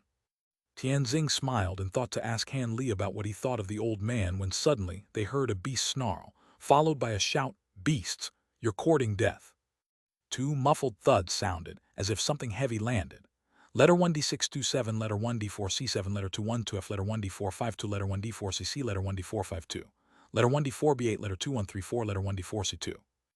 Han Li and Tianxing astonishedly turned around to find a man and a woman standing outside. The two beasts standing guard were lying motionlessly on their backs. Tianxing yelled out in alarm, but when he heard the beast's whimper, he sighed in relief. Han Li glanced at the pair that arrived. Both the man and the woman appeared young. The man was handsome and dignified, while the woman was gorgeous. Together they appeared to be a lovely couple, and they released a spiritual pressure that was quite powerful, signifying that the two were core formation stage cultivators. With Han Li's sight, he was able to tell at a glance that they were about as young as they looked. With such dense spiritual qi in the spirit realm and the addition of large quantities of treasures and high-grade spirit stones, it was far easier to achieve foundation establishment and core formation than it was in the mortal realm. However, it was still astonishing that such young people could possess that level of cultivation. When the man saw Han Li and Tianxing, he swept his spiritual sense past them to find one of them a qi condensation cultivator. He harshly yelled, "Are you the shop attendants?" His words and face contained obvious pride. As for the ring Han Li wore on his finger, it revealed he was a body refiner. But the youth was disinclined to speak with a body refiner that associated with a qi condensation cultivator. Tianxing sensed the two were core formation cultivators and hastily wore an ingratiating smile. "No, this junior is only a guest that has come on business." "Your customers? Then where is the shopkeeper?" the youth asked with a snort. "Old Su is upstairs fetching something. He will attend to you in a moment," Tianxing carefully replied. The youth paid no heed to Tianxing and turned to the young woman at his side. He said with a warm tone, "Junior Marshal Sister Lu will have to wait for a moment. Is that fine?" "It is no problem. I reckon that my grandfather is currently speaking with the master. There is no need to rush and bother them. However, does this place truly possess what we want?" The gorgeous woman looked around, curious about the empty shelves on display. "This is also my first time coming to this shop. According to my friend, this shop truly has rare and fantastical items. Even if we can't find what you're looking for, we may see something interesting." The young man spoke to her with a fawning tone. "Since Senior Marshal Brother Kyan said that, I will definitely take a look." The young woman chuckled. At that moment, footsteps sounded from above. The old man slowly descended while holding two decorated boxes. "Oh, more customers have come." The old man was surprised to see the two, but when he looked outside, his face sank. "Yeah, it seems you've injured my guard beasts." "Don't worry, I've only taught them a lesson. There is no risk to their life. Junior Marshal Sister Lu is a descendant of Senior Huang Liang. Your guard beasts truly alarmed her, so I had no choice. The youth seemed to know the shopkeeper's origins, but his body remained still and his face still calm. So she's a descendant of the spirit lord. I will overlook this only once. The old man's expression faintly changed, and his expression remained normal. Soon after, he was disinterested in continuing to speak with the two, and he walked towards Han Li and presented the boxes to him. Without reaching for the boxes, a glint flashed from Han Li's eyes and he asked, "How about shopkeeper Su give me an introduction to these two items? They appear quite odd. One is called the silver wick stone. The other is something that I don't know. You'll just have to take a look at it for yourself." The old man opened one of the boxes to reveal a silver fist-sized rock. He then closed the box and tossed the box in Han Li's direction. When the beautiful woman heard that name, she cried out in delight. As for the youth, he immediately shouted, "Wait, we want that stone." He quickly reached out for it. An azure mist shot out towards the embroidered box. When Han Li heard the name of the stone, his expression also stirred, but when the youth made an effort to take a hold of it, his face sank. With a wave of his hand, a crack sounded, and his arm burst forward, extending a meter in length and grabbing a hold of the two boxes. At that moment, the azure mist continued to pull, dragging Han Li as it attempted to take the box by force. Han Li coldly snorted and shook his shoulder. Like a spring, his body flew 3 meters forward and struck the azure mist with his other hand in the form of a golden palm. In a gust of wind, the golden palm tore through the mist like paper and scattered it. A high-grade body refiner, the youth had formed an incantation gesture to launch that mist, but after seeing Han Li act, his face changed and he became hesitant. "Senior Marshal Brother Kyan, please wait," the woman surnamed Lu called out. "Let us have a proper talk about it. There is no need to take action.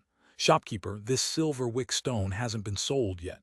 No matter the price, I am willing to pay double. What do you think?" "That won't do. Even if Fairy Lu is a descendant of Senior Huang Liang, you cannot break the rules of my Sky World Pavilion. This isn't an auction house where you can claim things with a higher price. Furthermore, I will be serving those who arrive first. Unless this fellow Taoist truly doesn't want it, I will not be selling the silver wick stone to someone else." It was unknown whether there were truly rules in place, or if the old man was making things difficult. Cultivator Lu couldn't help but turn to look at Han Li. However, Han Li didn't pay her any attention. He was currently opening the other box to reveal a gray rectangular ore. Its surface was as glossy as polished jade, but its dark color also gave a strange sensation.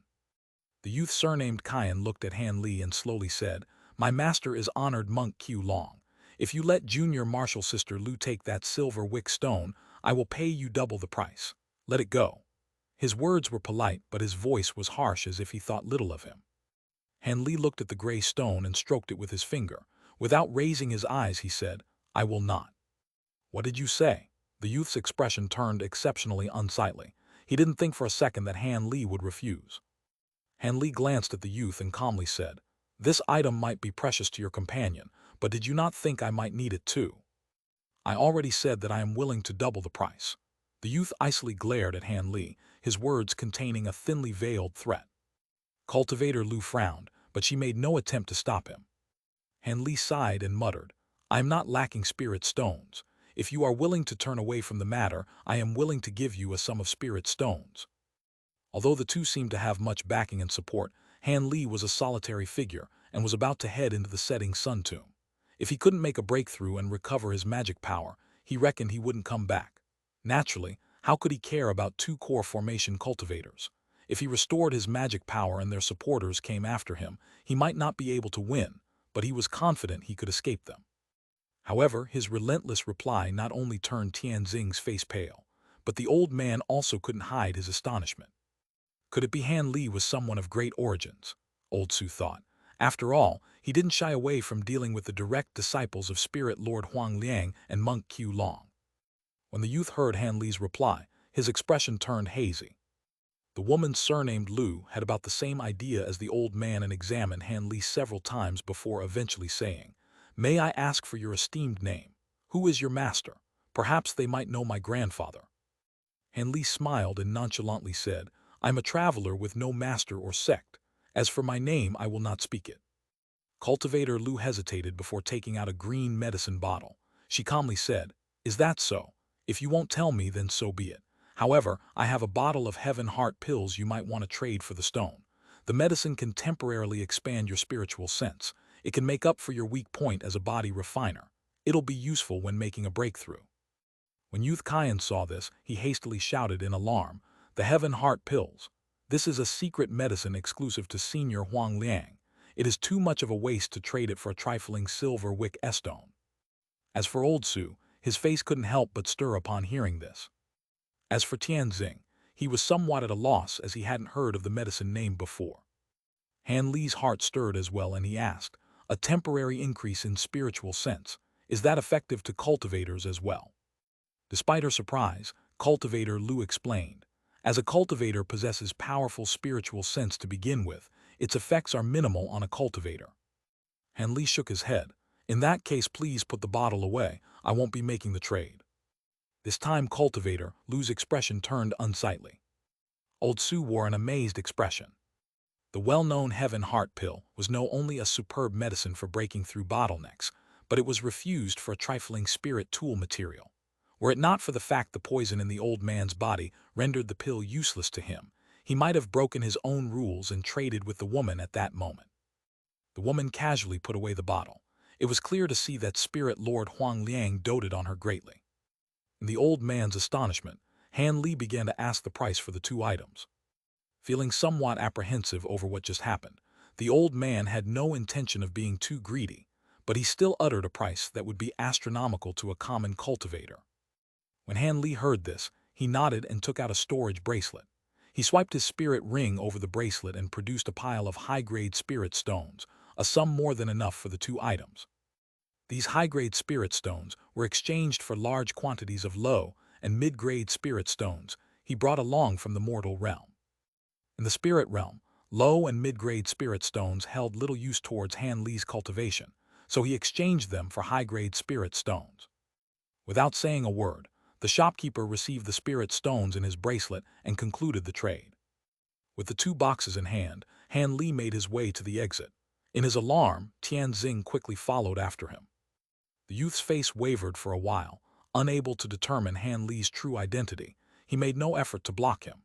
However, he had already resolved himself to immediately send men to investigate his identity and see if he was anybody of status.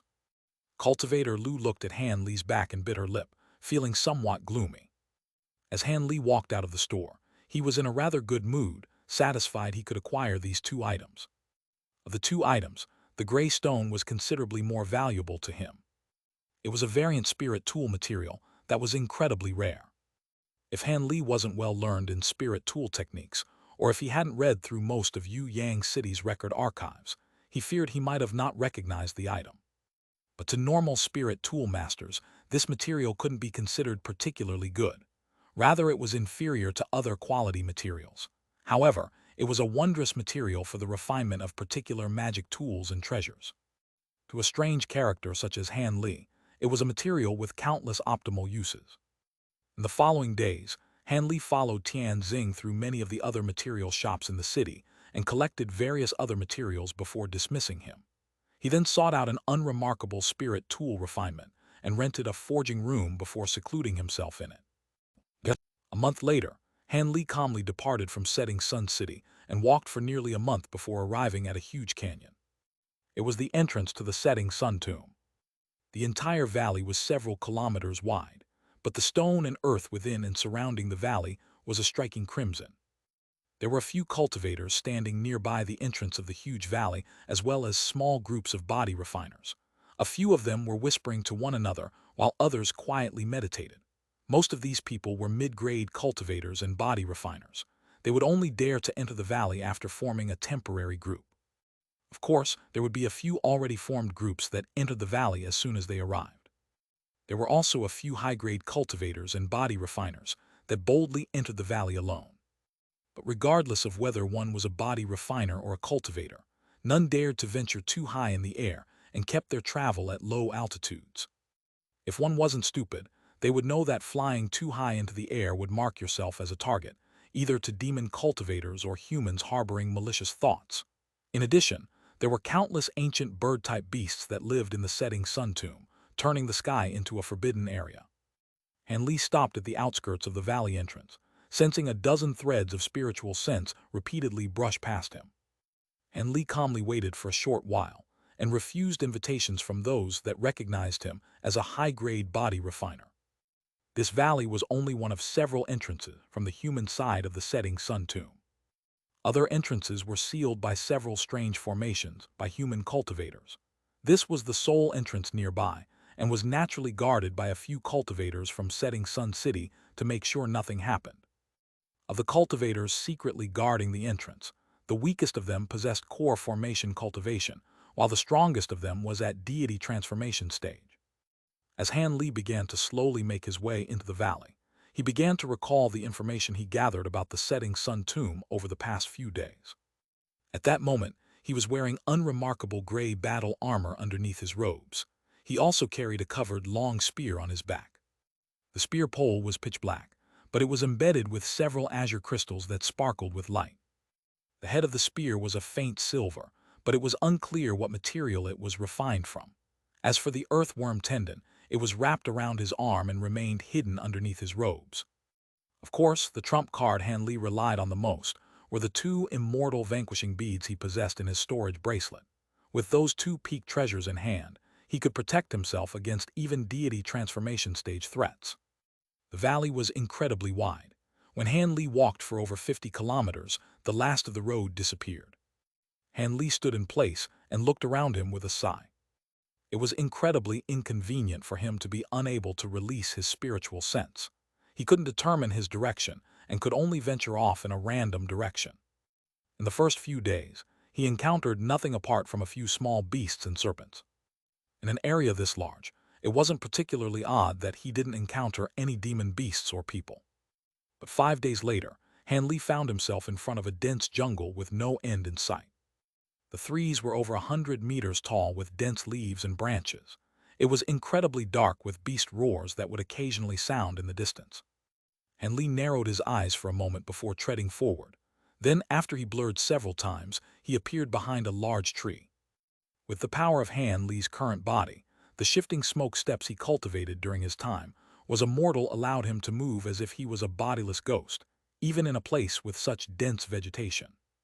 If any others were to see this, they absolutely wouldn't dare to provoke Han Li in this place. As Han Li traveled forward, a silver line shot out with a flash and flicked around a nearby giant tree before returning. A miserable scream then sounded, and the stench of blood filled the air. A 6-meter-tall yellow horned bear then emerged from behind the tree and changed at Han Li with a roar. Han Li's body blurred several times and arrived 10 meters away. He continued forward as if he hadn't noticed the bear. Then with a crack, the huge bear suddenly burst with blood. It had been split into two in the middle of its charge. The huge tree the bear was hiding behind soon let out a muffled groan before falling to the ground. Han Li's attack split both the huge tree and the bear. Even now, the silver whip refined from the earthworm tendon was still as sharp as ever. As of current, Han Li had already treaded deeper into the jungle. Thus began Han Li's path of carnage into the setting sun tomb. 3 months later, sharp cries and beastly roars sounded from deep within a mountain range. Following the echo of one giant roar, the entire area became silent. At the source of the sound stood Han Li with his arms behind his back. He stood on top of a tree that was over 30 meters tall and wore an exceptionally calm expression. His surroundings were littered by the shredded bodies of azure apes. There were at least 20 corpses. The apes all appeared burly and had exceptionally dense fur. They also had fangs that were several inches long, giving them a savage appearance. However, these ape corpses were either dismembered or had bloody holes pierced in their throats and stomachs. But what was most astonishing was giant red 3-headed demon ape at the top of the tree. A black spear pierced through its abdomen and nailed it to the tree. Blood flowed from every one of its orifices, and its body was riddled with scars. It had only recently died. Han Li examined the huge ape corpse for a long while and muttered, "I haven't been here before. The rumors of the setting sun tomb are true. To think I would encounter a core formation-level demon beast." He then held his hand out to the spear. With azure light glinting from his ring, the black spear trembled and flew into his hand. The huge ape then dropped down from the tree. With the spear in hand, Han Li blurred as he headed deeper into the forest. A moment later, silence returned to the area. A long while later, azure light flashed from a nearby tree to reveal a ball of green light. Past the light was the form of an inch-large person. This small person wore a long green robe, a curved body, and a picturesque face. This miniature person was clearly a beautiful woman. She looked in the direction that Han Li left and frowned. A yellow light slowly rose from one of the bushes to reveal an old man the same size as the green light. As he held a white crutch in his hand, he turned to the woman and grumbled, "Tian Ying, why did you attack? He was only a high-grade human body refiner. He should be easy for the two of us to take on." The green-robed woman glanced at the old man and indifferent answered, "Huangshi, we didn't come here to kill humans and demons. We came here to hunt the rebel and take back their divine blood. We'd best not occupy ourselves with other matters." The old man shook his head and said, "That person has the power of a nascent soul-stage cultivator at most. If we attacked him together, it shouldn't take much trouble to deal with him. Our spirit clans are great enemies with humans and demons. We should take all measures to weaken human forces when we can." After a moment of silence, the woman explained, "If I was certain we could kill that person, I wouldn't have hesitated. But there was something odd about him, so I thought it'd be best to avoid provoking anything hidden." "Something odd? Tian Ying, what did you discover?" Huangshi hastily asked. The woman's gaze flickered and she asked, "Do you think that person is truly a body refiner?" Slight confusion appeared on his face. "What do you mean? That person used spirit tools to kill a core formation-level demon beast, but I still wasn't able to sense any spiritual power from him. What is he if not a body refiner?" The woman slowly said, "As you should know, I am a tree spirit. I am able to see through things that others cannot. This person's spiritual sense was immensely powerful, about the same level as ours. According to my knowledge, body refiners can't possess spiritual sense of that level. It is possible he is a deity transformation cultivator." Huangshi wore an expression of astonishment, "An immensely strong spiritual sense. You mean to say that person isn't a body refiner but a deity transformation stage cultivator?" The woman solemnly said, "I didn't say that. I can't sense the existence of spiritual power in his body, but that doesn't rule out the possibility. After all, human techniques are no less inferior than spirits like us. It isn't rare for there to truly be such a secret technique. Our objective this journey is to hunt down the rebel and retrieve their divine blood. We don't want to do anything dangerous and mistakenly arouse trouble." "That is reasonable. If he truly was a deity transformation cultivator, we definitely wouldn't be able to kill him. And even if we were to run away, it would still be considered a loss. In that case, humans are actually quite sly. High-grade demons that come across that human will encounter great misfortune. Who would think that a deity transformation cultivator was disguising himself as a body refiner? Even similar grade existences would suffer from being caught off guard." The yellow-robed old man spoke with a trace of schadenfreude. After a moment of thought, the woman thought of something and asked, "Ah yes, Tai Li and Kai Mai should have already entered this place. If something happened to them, our elemental spirit clans should have sent more people. Do you think they sent a spirit from the water clan?" "That is unclear. The water spirit clan is the most mysterious of the 5 elements, and divine blood is the most important to them. It wouldn't be odd for them to send someone." Huangshi chuckled. "That is so. However, I heard that the artifact spirit clan is sending men to meddle with this matter," the woman said with a hesitant expression. Anger suddenly welled on Huangshi's face. "The artifact spirit clan. They have the face to send men. The rebel were originally from their clan." "If those words are true, then the Tool Spirit clan believes that have a greater responsibility to kill the rebel," the woman gently replied. Huangshi coldly snorted and angrily said, "That is nice to hear, but they're really just after the divine blood." "Enough. Regardless of what is said, the artifact spirit clan understands humans and demons the most.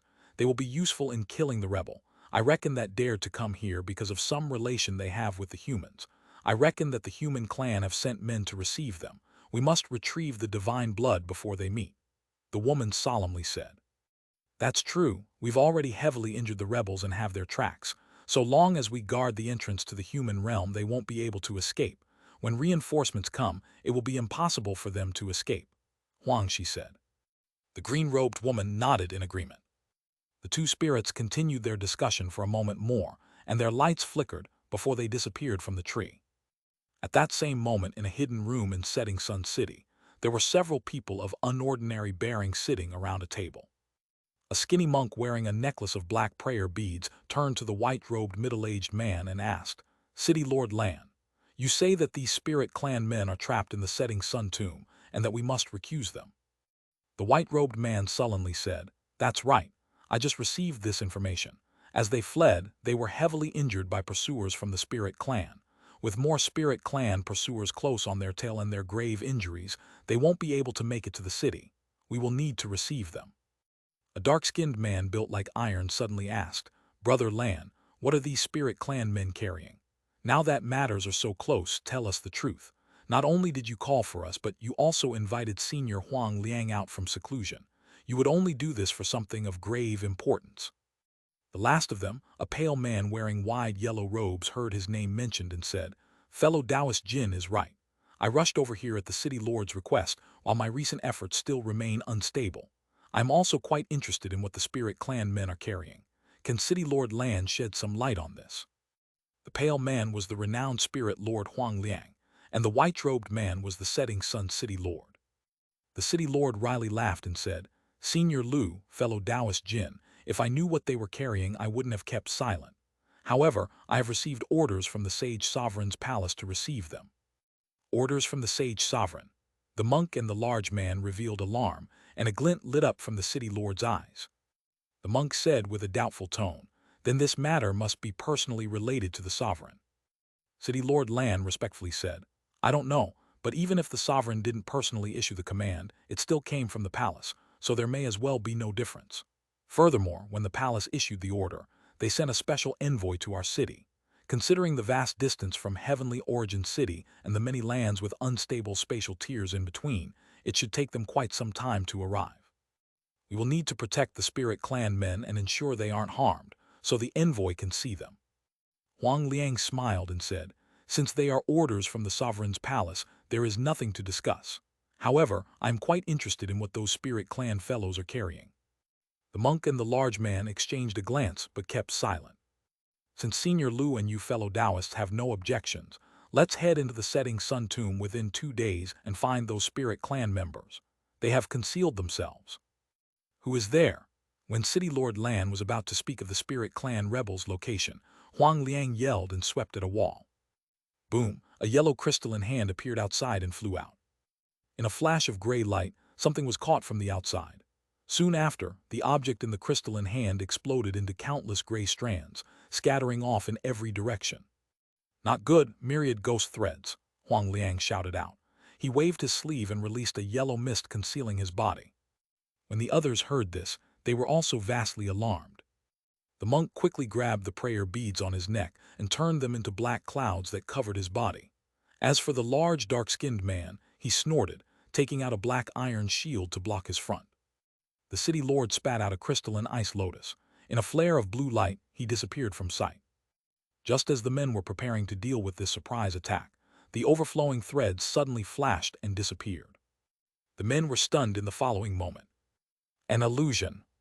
Spirit Lord Huang Liang was the first to react, and he waved his arm. The yellow crystalline hand flew back to him. Under closer inspection, the hand held a trace of silver dust that faintly sparkled. Huang Liang extended his finger and rubbed it on before bringing it to his eye. A short moment later, the silver dust turned red, then yellow, and eventually disappeared. Huang Liang wore an icy expression and said, It was a mature illusion flame moth doppelganger that detonated. The spirit insect was able to turn its body formless for a short time and sneak into this place, and a trace of its spiritual sense should have been able to escape during the distraction. I am certain its true body must be near Setting Sun City. I suppose it heard much of our conversation. Ah yes, the moth dust possessed the chi of other demons. The insect should have been nurtured by the demon clan. When City Lord Lan heard this, his expression turned unsightly. Without hesitation, the City Lord announced, We will head out tomorrow. We cannot allow the demons to seize them first. 2 hours later, on a small nameless mountain 50 kilometers away from Setting Sun City, a delicate youth sat cross-legged on a boulder, meditating with his eyes shut. On his head sat a fist-sized colorful moth. It was fluttering its wings and releasing gorgeous specks of light. There was a slender palace-robed woman that stood behind the youth. She had sharp eyes, thick eyebrows, and carried a baleful aura. She was the Black Phoenix demon cultivator that Han Li encountered outside Yu Yuan City. This proud woman was now obediently standing behind the youth and was respectfully waiting in silence. When the sound of tearing air whistled, a thin gray strand returned to them and disappeared into the moth on the youth's head. The youth then opened his eyes to reveal a clear intelligence. He waved his arm above him and extended a fair white finger. The moth gracefully flew off and landed on the youth's finger. Soon after, light began to pulse from the moth's body as it intermittently changed color. After the time it took to burn a stick of incense, the moth's light abruptly stopped and it returned to normal. With an odd expression on his face, the youth muttered, "Old Huang Liang's emergence to the city was related to a matter involving the spirit clan. In addition, a person has been sent by the sage sovereign. It appears those spirit clan rebels are carrying something important. It seems that I haven't spent my illusion flame moth's doppelganger in vain." After a moment more of silence, he had the moth fly back onto his head before being climbed off the boulder. "Niece Zio, I heard the young girl you brought back to the Black Phoenix clan possesses a variant of the true Phoenix clan's blood, an astonishing talent. I heard she's already broken through to be a grade 5 demon. Is this true?" The youth asked the woman behind him. "It is true, Senior Huan. That young girl Dare possesses some talent," the young woman respectfully replied. As it so happens, our Jasper Mouse clan also acquired a talented youngster. Wouldn't it be fine for the two of them to marry?" The woman was momentarily stunned before replying with a smile. I would agree to Senior's deeply favorable suggestion, but Dare is the granddaughter of a clan elder. She is not someone I can make a decision for. Of course, I am simply asking you to relay the message to Brother Gongsun. The youth I mentioned possesses an equivalent status, so I had made the suggestion," the youth said. The woman let out an inward sigh of relief and immediately said, "Yes, I will be sure to send the message." "Good. So long as Brother Gongsun agrees, I'll send over people to your clan when the time comes to officialize the marriage. You should have heard me mention that a spirit is seeking shelter from the humans. It seems they carry a precious treasure that even stirs the sage sovereign. While I don't know the details, I cannot allow those humans to acquire this item. With your Phoenix clan's spatial abilities, you should be able to conceal yourself in the setting sun tomb. Gather our fellow demons and inform them that they must find this spirit before the humans get their hands on them. I will secretly follow old Huang Liang." "Yes, I follow your orders," the woman said with a respectful tone. Soon after, she waved her hand in front of her, and a white arc flashed in front of her. The woman blurred, then disappearing from sight. The youth stood in his original place and muttered to himself for a long while. Then, yellow light lit up from his body and he slowly sank to the ground, the mouth still on him. Soon, those of the demon and human clans received orders from the higher echelons to find the spirit hidden inside the setting sun tomb, no matter what the cost. Both sides were dumbstruck by the reward that was offered. They included spirit pills that massively raised one's cultivation, as well as an astronomical number of spirit stones. They even included a bottle of Huang Liang's precious heaven heart pills. As the setting sun tomb became restless from the heavy reward, everyone began to frantically search for the spirit. Originally, when the humans and demons encountered one another and felt their strength was too similar, they would peacefully go on their own way out of fear. Now, with heavy rewards being offered, battles began to erupt between both sides. But there was one person that was completely ignorant of this, Han Li. At that moment, he found himself in his first dangerous battle since entering the setting sun tomb. When Han Li looked at the small beast over 100 meters away, he let out a deep sigh. He panted for a short moment before his breath returned to normal.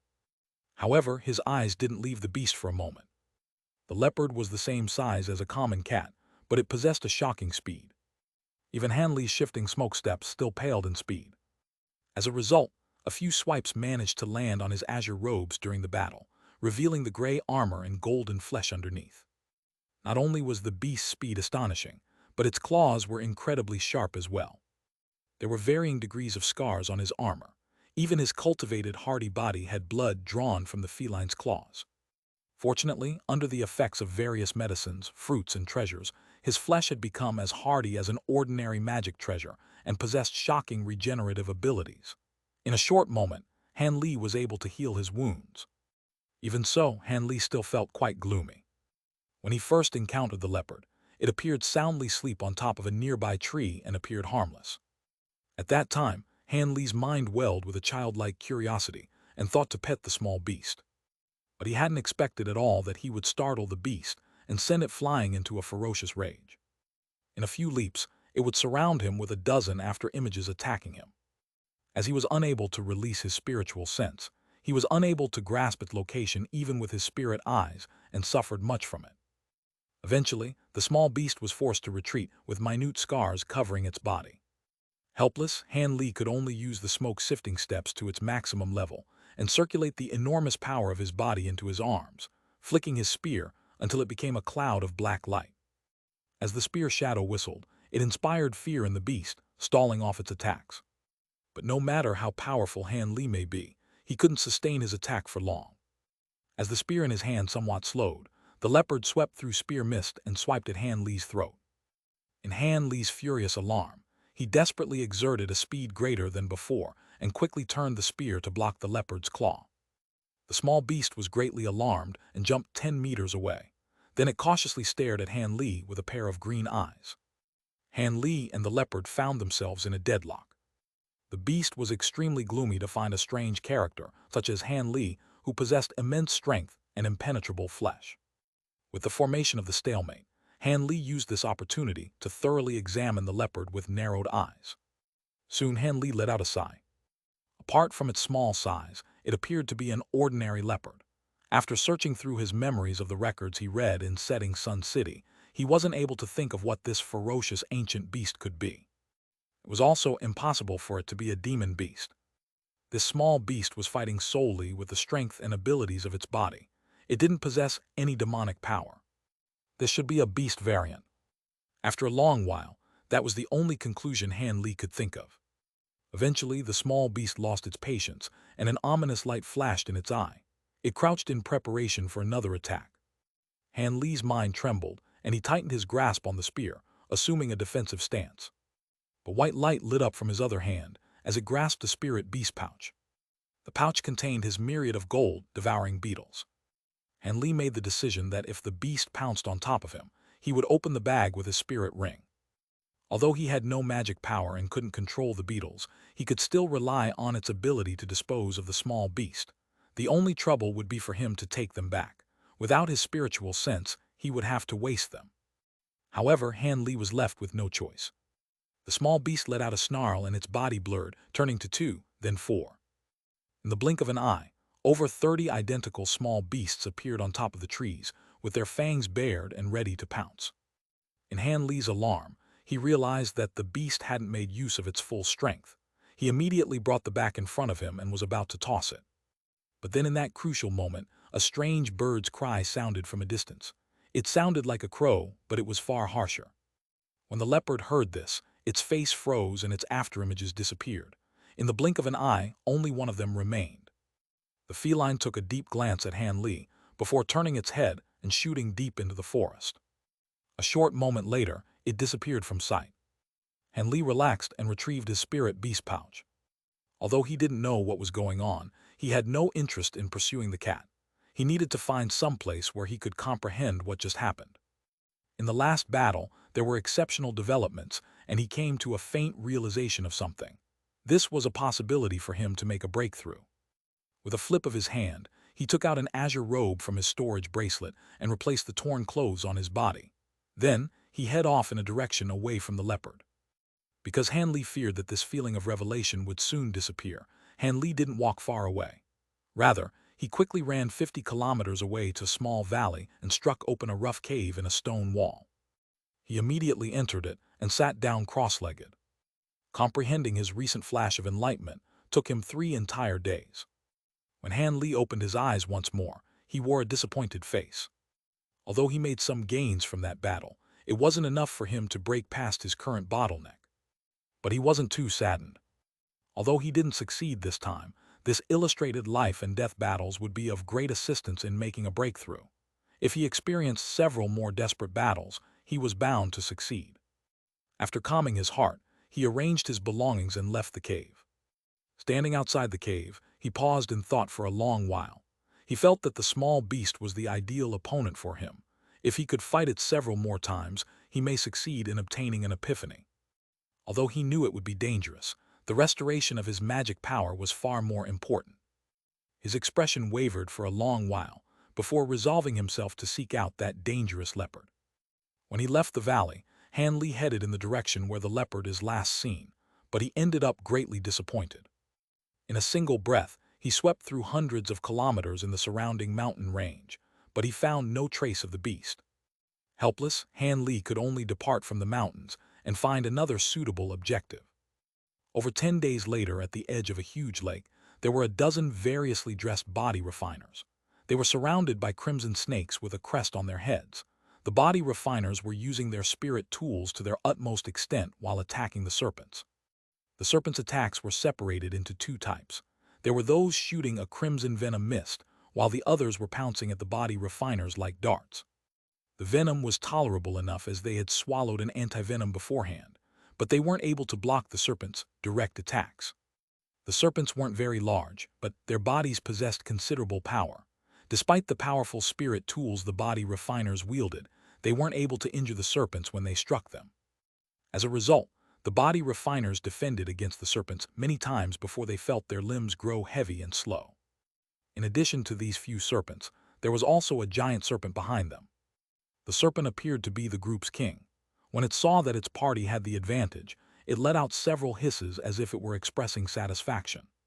But suddenly, booms of lightning sounded from below the lake. Before the humans or the serpents could react, a large silver light flashed from below, and countless arrows of light burst forth, felting the humans and serpents on the shore without discrimination. The body refiners could only cream, but they weren't able to dodge, and the serpents were no better. The lot of them were turned into pincushions by the ice spikes. Only the huge serpent at the back was quick enough to react. It suddenly bent its body and pounced 30 meters away, narrowly dodging the ice arrows. But before the serpent landed, the earth beneath it burst. A silver hand shot out from the soil and grabbed the serpent by the neck. Letter 1D627, letter 1D633, letter 1D626, letter 212F, letter 1D4CC, letter 1D626, letter 1D4B8, letter 1D630, letter 1D4C2. In the serpent's alarm, it turned like a spring and wound its head around to bite down on the hand. But a clear ring sounded after the strike. The hand was unharmed, and the serpent was in pain, blood trailing from its mouth.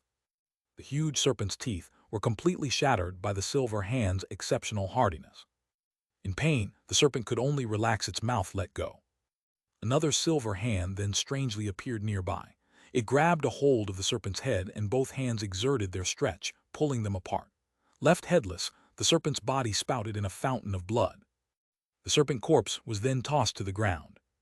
At that moment, the dust eventually cleared, and a silver man appeared, hidden by flickering sliver lights around his body. At that moment, the ice from the lake moved, suddenly merging into a crystalline person a foot tall. It didn't have any features of a man or a woman. "Water Wraith, it's you." When the silver silhouette saw the ice woman, he suddenly spoke with a thunderous voice. The ice person stirred and expressionlessly said, "What? Tai Ren, didn't you come here to find me? Kai Mai should have come too, call him out." There is no need to call for me. I'll show myself." An unfamiliar voice suddenly sounded, and a ball of scarlet flame appeared near the silver silhouette. In the blink of an eye, he took the form of a man half a foot tall. Flame still roiled from his entire body. "If I recall correctly, I don't share any ties with you two. The reason you two are seeking me out now must have something to do with that traitor, right?" the water man asked, without making any effort to dabble in pleasantries. "That's right. The two of us have already discovered where that traitor is hiding," the silver humanoid figure replied. Silver light flashed over his body, and he shrank drastically, reducing himself down to the same size as the fire man in the blink of an eye. Ripples ran through the body of the water man as he stirred upon hearing this. "If you've already discovered his location, then why haven't you captured him? Could it be that you've encountered some issues?" When we got there, it was already too late. That traitor really is extremely alert. As soon as he sensed that something was amiss, he entered the chaotic valley before we could get to him and dove into the scorching light pond within the valley.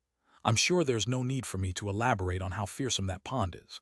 You're the only one among you who possesses water attribute abilities, Brother Water Wraith, so only you can enter the pond and capture the traitor, the fire man said in a solemn voice. "The scorching light pond. Why did you let him escape into that pond? Even I can't ensure that I won't be harmed after entering that pond." The water man's voice suddenly raised a few octaves, indicating that he was quite enraged by how things had played out. "We didn't think that he would dive in there, either. We had a chance to cut him off before he could enter the pond, but a few beings from the demon race stepped in to obstruct us, and there was even a black phoenix race cultivator among them. The silver humanoid figure replied in a rather gloomy voice. How did the demon race learn about the traitor? The water man was growing even more displeased. We're not sure about that, but the information was most likely leaked by the humans. In any case, we don't have the time to be bickering here. News of the battle that took place between us and those demons is definitely going to spread really quickly, and even human cultivators will most likely come here soon. At the moment, Tian Ying and Huang Shi are the only two stationed at the Chaotic Valley. If a few more deity transformation cultivators from the human and demon races arrive on the scene, they won't be able to hold on for much longer, the fireman urged. There's nothing to worry about. The Scorching Light Pond is an extremely perilous place, even for me, and I possess the water spirit body. Those demons and humans wouldn't dare to enter the pond. The water man suddenly adopted a calm and collected demeanor again. But this place is the territory of the human and demon races, after all. If they take control over the Chaotic Valley, there would be no chance for us to recover the divine blood. The fireman shook his head vehemently in response. Looks like you two are still unaware of this. The reinforcements from the Artifact Spirit Tribe will get here in a few days, and the leader of their group is none other than one of the 8 profound spirits of the Artifact Spirit Tribe, Su Tian. The water man explained in a calm voice. Profound Spirit Su Tian. Both the silver humanoid figure and the fireman exclaimed in unison. That's right, you two know what I'm getting at now, right? As soon as the reinforcements from the Artifact Spirit Tribe arrive, there will be no way that the traitor can escape. All we have to do is wait patiently for a few days, the water man continued. But in that case, won't the drop of divine blood fall into the hands of the Artifact Spirit Tribe? The silver humanoid figure asked in an indignant voice. It's better for the Artifact Spirit Tribe to get their hands on the divine blood rather than have it taken by the human and demon races. Otherwise, if they can decipher the secret of the divine blood, our spirit tribe would incur heavy losses. It's a pity that these spirit warriors are the extent of what our spirit tribe can currently deploy. All of the beings above the profound spirit level are busy combating those bastards from the other side, so there's no way that they'll be able to reinforce us. Water Wraith heaved a forlorn sigh. At the mentions of those bastards, the spiritual light on the bodies of the fireman and the silver humanoid figure flickered erratically, clearly indicating their turbulent emotions. If I recall correctly, you only just came back from that side not long ago. How are things going over there? The fireman asked. Water Wraith hesitated momentarily before replying with a resigned sigh. Very badly. Even though all of the Holy Spirit level seniors have been deployed, the Yaksha tribe has also deployed several Yaksha monarchs, and were only able to barely hold on in the face of their attacks. These Yaksha tribe beings have a natural liking for consuming heavenly spirits, and they have answers for many of our abilities. They are the true nemeses of our spirit tribe. As for the human and demon races, it naturally won't be an issue if we kill some low-grade beings among them, but it's best not to stir up too much trouble. Otherwise, we'll be plunged into a dire situation if we get attacked from both sides. Our spirit tribe has always been the weakest race among all of the races in the spirit realm, so we have to exercise caution. Both the fireman and the silver humanoid figure also fell silent with heavy hearts upon hearing this. Meanwhile, atop a certain barren hill, the young woman from the Black Phoenix race was looking on at the entrance to a murky gray valley up ahead. She was surrounded by several metamorphosis stage demonic cultivators, and she wore a dark expression on her face. Are we still unable to get into contact with Senior Huan? The young woman suddenly asked. We've already sent out many messengers who are very proficient in movement techniques, so we'll definitely be able to find Senior Huan. A green-faced, brawny man replied in a coarse voice. That would be best. All of you, make sure to keep a close eye on the entrance to this valley so no one from the spirit tribe can get away. Once Senior Huan gets here, he'll definitely be able to make short work of those 2 spirit tribe cultivators. When that time comes, you'll all receive a handsome reward for your efforts. The demonic cultivators were ecstatic to hear this and gleefully accepted this task. The Black Phoenix race was one of the 7 master subraces of the demon race, so a reward from them was sure to be quite a lavish one. As such, the promise that she had made boosted their morale significantly. On a lush set of plains, a dozen or so cultivators were quickly flying through the air at altitudes of around 100 feet. Spirit Lord Huang Liang and the Lord of Setting Sun City were both among the group, while the rest of the group also consisted entirely of core formation and nascent soul cultivators. This was quite a formidable lineup. The brawny man with the Jin surname turned to City Lord Lan and asked, "Brother Lan, are you sure those spirit tribe cultivators are in the chaotic valley?" "I'm 100% certain of this. More than a handful of people have relayed this message to me, and many people were witnesses to the battle between the high-grade cultivators of the demon race and the spirit tribe. It's just that the battle was of far too high a caliber for them to intervene in, so they could only spectate from afar. The chaotic valley isn't far away from us. We should be able to get there in a few days," City Lord Lan replied with an excited look on his face. "I've heard that the chaotic valley is a rather strange place, and many people have mysteriously disappeared in there. Didn't they say that even sightings of primordial giants had been made in there?" the brawny man asked with furrowed brows. "Also heard those rumors before, and I've even ventured into the valley myself to verify those claims. I can tell you now that there isn't even half a giant in there. They're all just tall tales spread by conspiracy theorists. As for the cultivators and body refinement warriors who have disappeared in the valley, most of them are low-grade and mid-grade beings. There are some places in the chaotic valley that are indeed quite treacherous, so it's no surprise that some weaker cultivators would go missing in there. However, it's best to be wary of the scorching light pond in the valley. I've never ventured deep into it, but I can tell that it's a very formidable place," City Lord Lan said with a solemn expression. Even if there actually are giants in there, we have nothing to fear with Senior Huang Liang by our side." Tu Chuo turned to Spirit Lord Huang Liang with a fawning smile. I wouldn't be too confident about that. I heard that the primordial giant race is filled with immensely powerful beings. I'm only a mere spatial tempering cultivator, and I certainly wouldn't proclaim myself to be invincible. However, it's indeed true that it's rather unlikely for giants to be present in the chaotic valley. All primordial giants possess very low-level intelligence and are extremely violent and territorial.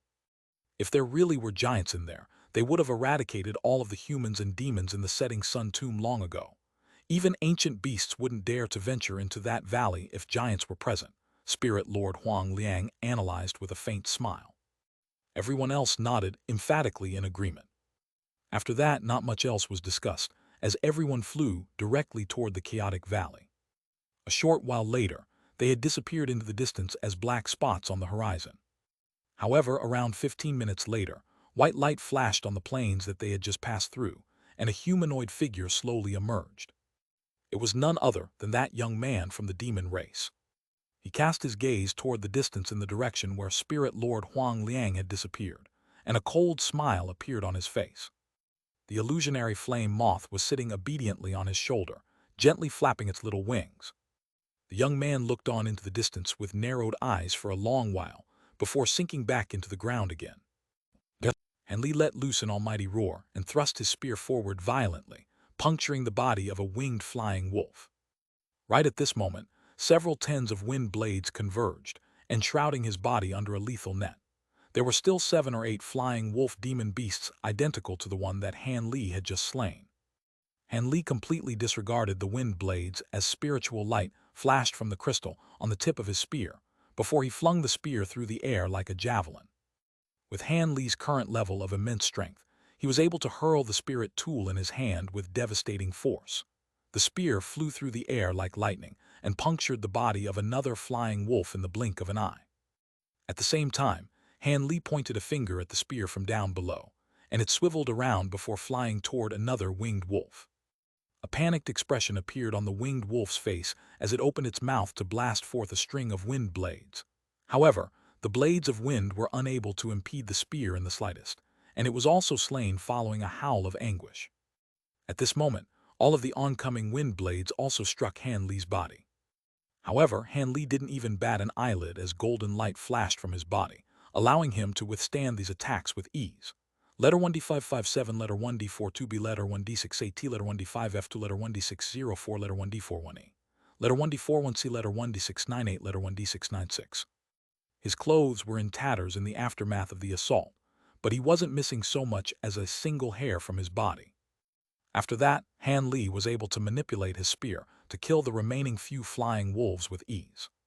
In the end, he waved a hand, and the spear flew back toward him before returning to his grasp. Han Li glanced at the tip of the spear to find that the azure spirit stones embedded into its surface as turned dull and devoid of luster. He heaved a faint sigh and shook his head before abruptly slamming the heel of his hand into the shaft of the spear. All of the spirit stones detached themselves from the force of the impact and fell to the ground. Han Li then pulled out a few more azure spirit stones from his storage bracelet to replace the spent ones before stowing the spear away. He took one final glance at the wolf carcasses on the ground before making his way over to a large tree. There, a peculiar spirit herb that was several inches tall could be seen. It was shimmering with silver light, but was enshrouded under a layer of white mist, and it was emanating an alluring fragrance. As expected of the spirit realm, this great silver essence zoysia only exists in legends in the human world, yet it really can be found in this realm. Apparently, anyone who consumes this thing will be able to grow a layer of silver scales that have amazing defensive properties. No wonder those beasts were risking their lives to secure it. However, in terms of defensive prowess, it's nowhere near as effective as the Vajra arts, so it's kind of useless to me. I should be able to sell it to a mid-grade body refinement warrior for a good price though.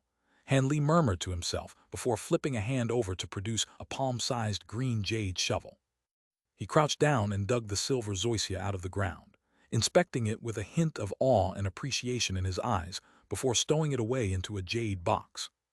Ever since he had entered the setting sun tomb, Han Li had discovered many spirit medicines like this one that were long extinct in the human world. It was just a pity that very few of them would actually be useful to him at his current power level. But then again, that made sense. If these things really could provide substantial benefits to deity transformation cultivators like him, they would have been taken long ago. As for the items that were exclusively found in the setting sun tomb, those things were extremely rare and only grew in extremely obscure locations. As such, searching for them was akin to seeking out a needle in a haystack. These factors meant that very few deity transformation cultivators would bother to explore this place, and the most powerful visitors this tomb received were 8th grade metamorphosis, stage demon beasts, and nascent soul human cultivators. Outside of the 3 regions and the 7 demon territories, there were countless heavenly materials and earthly treasures to be found in the true primordial world. The range of materials and treasures that could be found there was also unimaginable vast and diverse. There were even spirit medicines that could completely defy the natural order and manifest a spiritual root in a mortal, thereby instantly transforming them into low-grade cultivators overnight. These treasures were extremely tempting, but it would be extremely unwise to venture out of the human and demon territories unless one had reached the nascent soul or above. This was because the primordial world was rife with beings as powerful as spatial tempering cultivators. There were also all manners of doomsday-like natural disasters that frequently struck, making it an extremely perilous place to explore. Nascent soul cultivators only possessed the most basic ability to survive in the primordial world. As for whether they'd be able to find the treasures they yearned for, that was a matter of luck and skill. However, after reaching the nascent soul stage, a cultivator's rate of progression would suffer a drastic decline.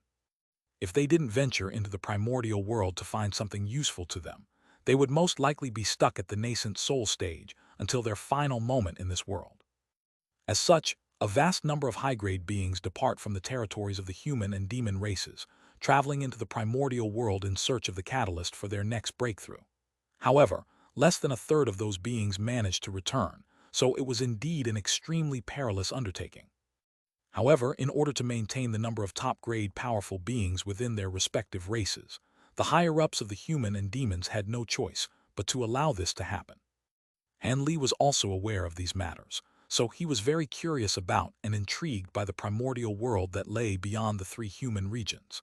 If it weren't for the fact that he had nowhere near the height of his powers, he may have ventured out into the primordial world already. Just as Han Li stretched lazily and was about to depart, a burst of rustling suddenly erupted from within one of the nearby bushes. A yellow shadow then flashed through the air before appearing over 100 feet away from Han Li. Han Li was initially given a fright, thinking that he was under attack again, but upon closer inspection, an ecstatic look appeared on his face. The petite yellow figure was none other than the little beast that had provided him with that catalyst for enlightenment earlier. However, the little beast currently wore a panicked look on its face, and its fur was quite dirty and scruffy, giving it a very disheveled appearance. The little beast seemed to have recognized Han Li, and it also faltered slightly upon seeing him. However, it then immediately ran off in the opposite direction, completely disregarding Han Li. Han Li was obviously not willing to let the little beast get away. As such, he immediately rustled a sleeve and a length of silver rope shot forth, binding toward the little beast like a silver snake. The little beast was furious upon seeing this, but it could only continue to flee as it swayed through the air, evading the silver rope while leaving a trail of afterimages in its wake. However, in doing so, it was forced to decelerate slightly, and in that split-second delay, a small white sword suddenly flew through the air amid a flash of white light. As it traveled through the air, the white sword transformed into a streak of white light that appeared directly in front of the fleeing little beast. Brilliant white light radiated forth before abruptly transforming into a miniature white-robed humanoid figure, who was only several inches in size, with a set of remarkably pale features. It was impossible to decipher the gender of this humanoid figure, and it was appraising the little beast with a cold expression. In response to the emergence of this miniature humanoid figure, the little beast shuddered before its forepaws immediately landed on the ground. At the same time, it lowered its center of gravity, and all the hackles on its back stood up on end, as if it were facing a formidable foe. Han Li's pupils contracted drastically at the sight of this humanoid figure, and he immediately retreated without a second thought. During the several decades that Han Li had been in the spirit realm, he had developed a good gauge on the neighboring races that harbored enmity toward the human race. Spirit tribe cultivators who could take on human forms were spirit general-level beings, and they possessed power comparable to deity transformation cultivators of the human race. If Han Li was at the height of his powers, then he would perhaps consider lingering on the scene to assess the situation. However, in his current state, it was clearly much wider for him to get away as quickly as possible. Letter 1D4F, letter 1D4FB, letter 1D4E, letter 1D65A, letter 1D66C, letter 1D4E, letter 1D48F, letter 1D484, letter 1D490, letter 1D4F6. Han Li's frenzied retreat immediately drew the attention of the miniature white humanoid figure. At the same time, it swept its spiritual sense toward Han Li before letting loose a cold, disdainful harumph after discovering that he was merely a human body refinement warrior. It spread open the 5 fingers on one of its hands, then flicked them toward Han Li in a nonchalant manner. 5 thin white threads immediately shot forth before abruptly vanishing. Sword threads. Han Li was able to immediately identify what those thin threads were, and his heart jolted as he summoned his black spear. Following a loud roar, he injected all of his power into the spear before thrusting it forward in a violent motion. A strange cry erupted as a ball of black light exploded before him, shielding his body from the oncoming white threads. Almost at the exact same moment, the 5 sword threads appeared before Han Li as if by instantaneous teleportation, and crashed directly into the black light. The fearsome-looking swath of black light immediately began to crumble in the face of the sword threads, and following a flash of white light, the sword threads sliced through the black light like hot knives through butter, while the black spear in Han Li's hand was shattered into several segments. Having barely been impeded by the black light at all, the 5 sword threads continued to fly toward Han Li, much to his dismay. He raised a hand and half of the spear's shaft shot forth as a streak of black light. At the same time, he let loose an almighty roar as spiritual light flashed from the suit of gray armor that he was wearing. The armor then transformed into a ball of gray cloud and mist that sped directly toward the sword threads. Immediately thereafter, he clenched his fists, and piercing golden light erupted from his body as he unleashed the power of the Vajra arts, 7th layer to its maximal extent. Han Li's arms transformed into a blur as his fists shot forth at an unimaginable speed, appearing as if they were threatening to tear through space itself. 2 gusts of golden winds were swept up before howling through the air. As soon as the segment of the spear shaft came into contact with the sword threads, it was sliced into over 10 smaller segments following a flash of white light. The sword threads continued onward into the swath of gray mist, followed by the 2 golden gusts of wind. The sharp screech of metal grating on metal erupted as the gray mist suddenly expanded, but it was still able to trap the sword threads for the time being. Taking advantage of this opportunity, Han Li's body swayed several times in quick succession, taking him to over 200 feet away. At the end of this sequence, he leaped into the air and disappeared into a set of bushes. At this moment, the cloud of gray mist exploded, and the suit of armor it had been manifested from was shattered, with the resulting fingernail-sized shards flying through the air as shrapnel in all directions. Only then were the 5 sword threads revealed, but their target had already disappeared. The miniature white humanoid figure faltered upon seeing this, following which a dark expression appeared on its face. However, just as it was about to unleash another attack, the little beast standing before it suddenly manifested several tens of identical projections, each of which fled toward a different direction. As such, the white humanoid figure was no longer able to pursue Han Li, and was forced to turn its attention back to the little beast. It let loose an almighty roar as countless streaks of white sword chi shot forth from its body, flying toward the fleeing beast projections. Following the devastating assault, only one of the little beasts remained after evading several streaks of sword chi, while the other projections had all been destroyed. The white humanoid figure seemed to be intending to capture the little beast alive as it suddenly raised a hand, upon which all of the remaining sword chi raining down from above abruptly vanished. The humanoid figure chuckled coldly as it swooped down toward the little beast as a streak of silver light. The little beast seemed to be aware that it was no match for the miniature humanoid figure, and it didn't dare to engage it in a direct confrontation. As such, it could only switch directions and continue to flee, traveling at almost twice as fast as Han Li's current speed. The white humanoid figure was intent on capturing the little beast, so it continued to give chase, and it was able to keep up with the little beast despite the latter's incredible speed. Thus, the little beast and the miniature humanoid figure disappeared into the distance in the blink of an eye. A long while later, another humanoid figure suddenly emerged from behind a massive tree. It was none other than Han Li. Even though Han Li's shifting smoke steps were quite mysterious and unpredictable, it simply didn't allow him to travel fast enough to escape from that spirit tribe cultivator. As such, he took a risk and used a concealment technique he had learned in the human world to hide nearby.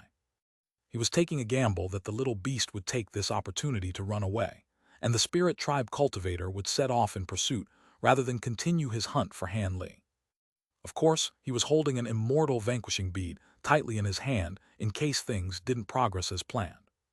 Thankfully, his gamble had paid off in the end. The spirit tribe cultivator was far more intent on capturing this little beast than killing a mere body refinement warrior. Han Li cast his gaze toward the direction that the little beast and the spirit tribe cultivator had disappeared in, and a sense of unease welled up in his heart. Why was it that a spirit general level cultivator had appeared here? Could it be that something big was about to happen? Han Li's body swayed a few times, and he arrived back at the spot where the clash had just taken place. He looked at the shattered spirit tool fragments strewn all over the ground, and he couldn't help but heave a forlorn sigh. However, he had refined those spirit tools to save his life in dire situations anyway, so they had certainly served their purpose.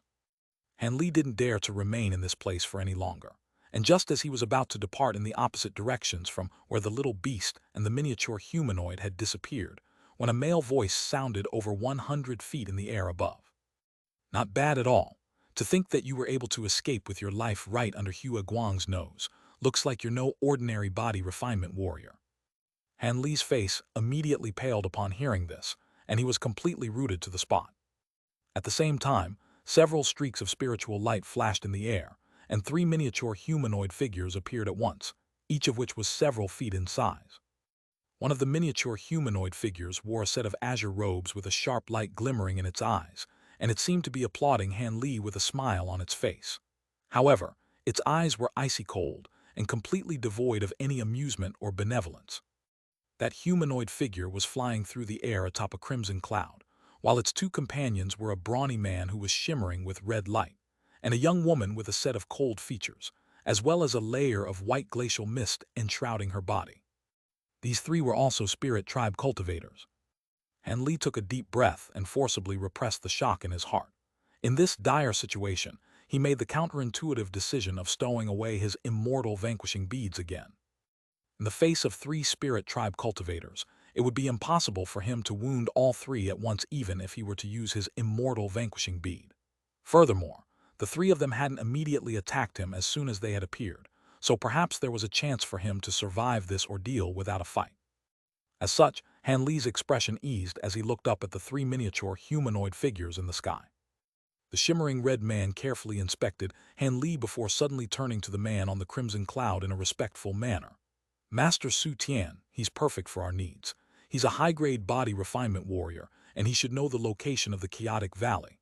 On top of that, he doesn't have any magic power, so he fits all of our criteria." "All right, well, take him then."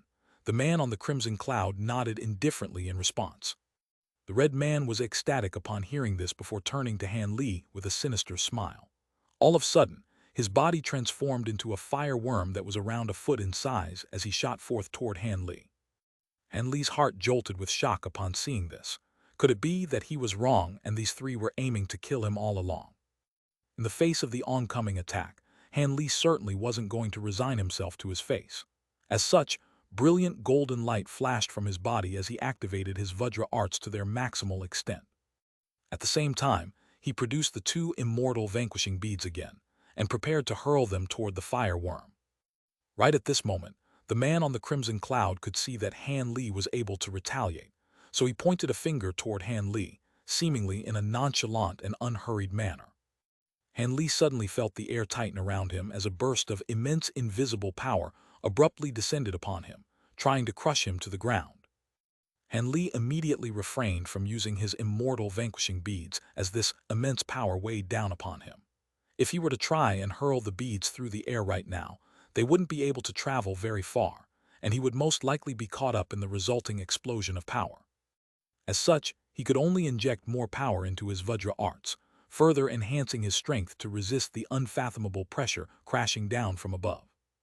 However, this burst of power was simply too immense. Even though he was able to maintain a standing position, Han Li's body sunk into the ground like a nail that had been firmly hammered into the soil, sinking all the way down to his knees. At the same time, Han Li was struck by a numbing sensation and was rendered completely immobilized thereafter. The man on the crimson cloud faltered upon seeing this, as if he was rather surprised by Han Li's enormous strength. A mixture of shock and fury surged through Han Li's heart. For this spirit tribe cultivator to be able to unleash such devastating power with just a point of his finger indicated that he stood above the deity transformation stage. Could it be that he was a profound spirit-level cultivator in the spirit tribe? Red light flashed, and the miniature fireworm was already upon Han Li. Taking advantage of his immobility, it dove down without any hesitation before disappearing into Han Li's head. Han Li let loose a thunderous roar of rage as his face became twisted with pain, seemingly indicating that he was in excruciating agony. The man on the crimson cloud merely smiled and withdrew his extended finger upon seeing this. The enormous power weighing down on Han Li abruptly disappeared, and due to the fact that he had been counteracting this force the entire time, its sudden absence made him leap straight out of the ground and several tens of feet into the air. Blinding golden light then radiated from his body. He clenched his fists tightly. He rushed into the nearby forest like a gust of maddened gale-force wind, swinging his fists wildly into the nearby trees. All of the trees that were struck by him were felled amid resounding booms without any exception, creating an extremely loud commotion. In the beginning, the man on the crimson cloud merely looked on with a calm smile. However, as Han Li's frenzied tirade continued without displaying any sign of stopping, the smile on his face gradually faded as a hint of bewilderment surfaced in his eyes. Master Su Tian, could Xian be encountering any difficulties? The young woman standing beside him was also starting to grow rather concerned. The man on the crimson cloud paused to consider this notion before shaking his head. He should be fine. Xian's true form is a flame-devouring bead, so it should be simple for him to devour the spiritual sense of a body refinement warrior. Besides, the aura of the bead itself hasn't diminished at all. The young woman from the spirit tribe was quite relieved to hear this. All of a sudden, the rumbling commotion in the forest came to an abrupt halt. A hint of elation appeared on the young woman's face, yet the man on the crimson cloud narrowed his eyes as he peered into the forest. Moments later, Han Li re-emerged from the forest. However, he was completely expressionless, and his eyes were slightly glazed over. The man on the crimson cloud stared at Han Li for a moment before asking, "How do you feel, Xian?" Han Li twisted his neck around from side to side and replied in the voice of that burly man from the spirit tribe, "Not bad. This human's body really is quite powerful. It's just that his spiritual sense was slightly more powerful than the average mortal, so it took me a bit of work to subdue him." "That's good to hear. This is no ordinary body refinement warrior, and I was afraid that you would encounter some difficulties." The man on the crimson cloud smiled in response. "How is he any different from the average body refinement warrior? Isn't he just a little more powerful than normal? Master Su Tian, I've already discovered the location of the chaotic valley, but it's a little far away from where we are right now. Should we head over there now?" Han Li asked. "There's no need to hurry. Hua Guang is chasing down that mutated leopard Kirin beast, and he should be back soon. Let's wait for a while longer, the man on the crimson cloud replied. Han Li nodded upon hearing this and fell silent as he stood on the spot. After over an hour had passed, a streak of white light flew through the air and appeared before the trio in the blink of an eye. The light faded to reveal that miniature humanoid figure who was holding an azure chain of light. On the other side of the chain, the little beast had been tightly bound and was hovering directly behind him. This human. The white humanoid figure was slightly surprised to see Han Li here. Don't worry, the spiritual sense of that human has already been devoured by Xian, so he's controlling this man now, the man on the crimson cloud explained. I see, that's rather convenient. I didn't bring a spirit beast ring with me, so it's rather inconvenient for me to carry this leopard Kirin beast around. You look after it for me for now. The white humanoid figure was elated to hear this, and he immediately tossed the bound little beast Han Li. Han Li didn't say anything in reply, but he caught the little beast, and light flashed from his spirit ring, upon which the little beast abruptly disappeared. All right, Xian, seeing as you know the location of the chaotic valley, we'll get you to lead the way. We don't have much time now, so we can't afford to delay any further. This is the perfect opportunity for our tribe to secure the divine blood. Otherwise, the five elemental spirit tribe wouldn't be willing to offer the divine blood to us. With this drop of divine blood, we'll be able to produce a large number of brethren, so failure is not an option. Hua Guang, you go and meet up with the cultivators from the five elemental spirit tribe. Tell them that we're going directly to the chaotic valley. Xian, when we get there, you go in there first and infiltrate the humans there, then act according to the demands of the situation. Su Tian calmly delivered a series of instructions. Yes, Han Li replied as everyone else also nodded with solemn expression. Let's go. The man on the crimson cloud issued one final instruction, and their group disappeared into the forest. 6 days later, Han Li appeared on a small hill outside the chaotic valley. There were 7 or 8 other human cultivators and body refinement warriors with him, all of whom were core formation cultivators or high-grade body refinement warriors. Everyone in their group was looking on in silence at the entrance to the chaotic valley in the extremely far distance. A gray-robed middle-aged man suddenly turned to an elderly man holding a palm leaf fan and asked, "Brother son, will Senior Huang Liang and City Lord Lan really appear today to battle the spirit tribe cultivators?" "There's no doubting that. I only came here after receiving a letter directly from City Lord Lan himself. Aside from our group, there are also other people waiting nearby. It appears that our seniors are intent on winning this battle. They only asked us to come here in order to hold off any demon race cultivators who might seek to benefit from the turmoil," the elderly man replied in a voice that was filled with conviction. The elderly man glanced at a scholar in their group before asking with a faint smile, "Seeing as Senior Huang Liang and City Lord Lan issued direct instructions to us, we are naturally obligated to come here. However, why are you two also willing to participate in this, Brother Li, Brother Han?" "I came to the Setting Sun Tomb in order to find a way to make a breakthrough, so there's no way I'm going to miss out on spectating a battle between beings above the deity transformation stage. Perhaps I'll be struck by some kind of inspiration in the process. Besides, City Lord Lan and the others have also offered handsome rewards," Han Li replied calmly. The reply given by the scholar was much the same. The elderly man nodded upon hearing this and was no longer suspicious toward the two. After all, most of the people gathered here were taking this risk for roughly the same reason. Right at this moment, a long cry suddenly erupted from near the chaotic valley. Immediately thereafter, countless bursts of demonic chi rose up into the air, combining to form clouds of grayish-white demonic mist that enshrouded the entire sky. Beastly roars erupted, seemingly from all directions, amid gusts of fierce putrid winds. The immense burst of demonic chi surged toward the entrance to the chaotic valley as soon as it appeared, startling Han Li and all of the other humans who were situated nearby. There were some cultivators conducting surveillance of this place, and they had only just witnessed 2 spirit tribe cultivators crushing the demon race beings present not too long ago. There were even several metamorphosis stage, high-grade demon beasts that had been killed during that battle, so it was quite clear that those 2 spirit tribe cultivators were immensely powerful beings. However, the demon beasts were suddenly stirring up such a massive commotion. Were they planning to force their way into the chaotic valley? Just as all of the humans hiding nearby were looking on in bewilderment, a burst of thunderous rumbling suddenly erupted from the direction of the chaotic valley. Immediately thereafter, and vast hordes of beings emerged from the ground below as well as the sky above. All of the creatures in the sky were green wooden birds, each of which was around 10 feet in size, while the beings emerging from the ground were massive stone giants that were around 60 to 70 feet tall. All of the wooden bird puppets were extremely lifelike and agile, and from afar, it was impossible to identify whether they were real birds or not. In contrast, the stone giants possessed extremely crude bodies with only a pair of white eyes on each of their massive faces. On top of that, they came in all types of different forms, as if they had all been haphazardly thrown together.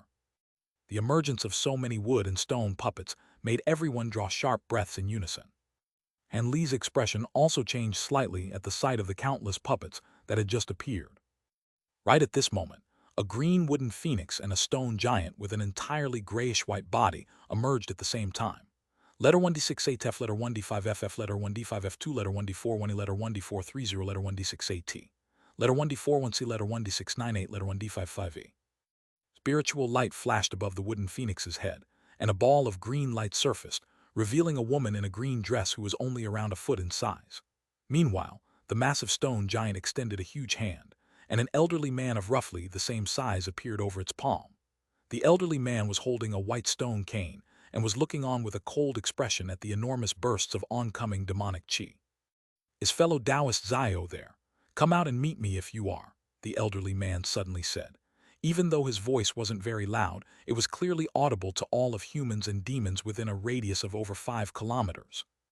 The vast expanse of grayish-white demonic chi in the distance suddenly began to tumble and surge, following which the clear cry of a phoenix rang out from within. Immediately thereafter, a black fireball shot forth before transforming into a young woman in a palatial dress with a cold expression on her face. "What are you calling me for, Huangshi? Are you perhaps vacating yourselves from the chaotic valley?" the young woman asked in a cold and forbidding manner. "Vacating the chaotic valley? You sure dare to dream big, fellow Taoist Zio. Who was it that was almost hunted to death by the two of us just half a month ago? You're just an early deity transformation demonic cultivator. How do you plan on combating two mid-divine generals at once? I'm only advising you to retreat rather than killing you on the spot, so those human cultivators don't benefit from our battle," the young woman standing atop the wooden phoenix said in an extremely delightful and heavenly voice. "Oh, looks like they don't respect you at all, do they, lass Zio?"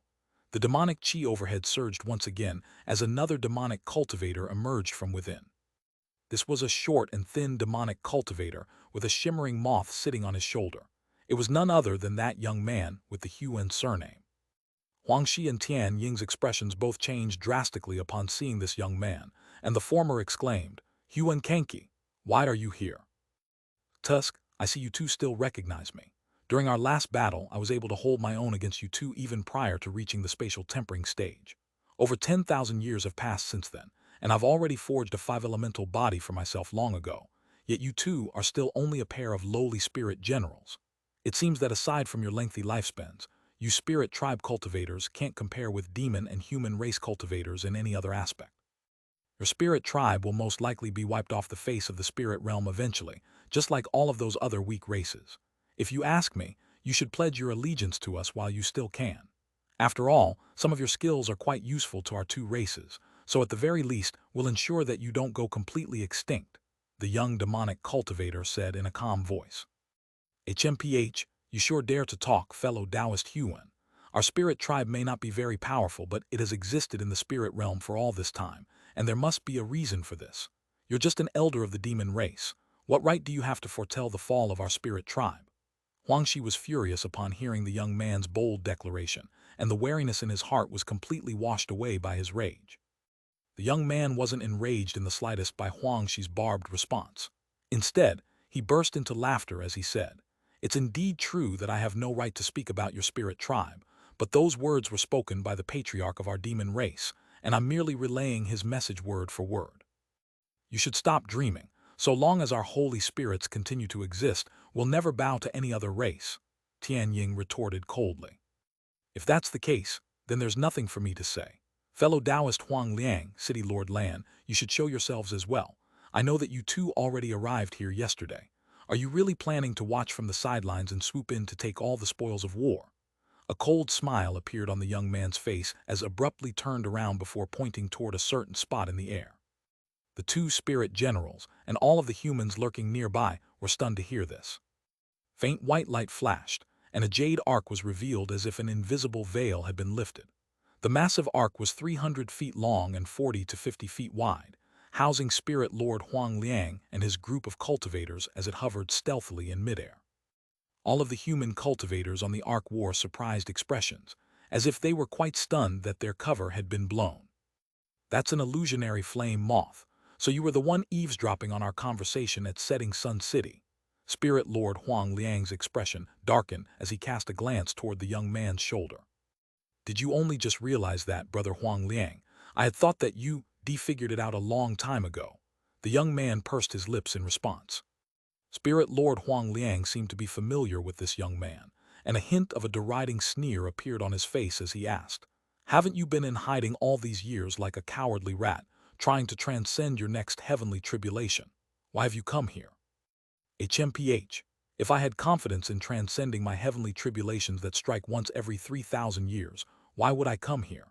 I've been struck at the mid-spatial tempering stage for over 10,000 years, and my last tribulation was already very difficult for me to transcend.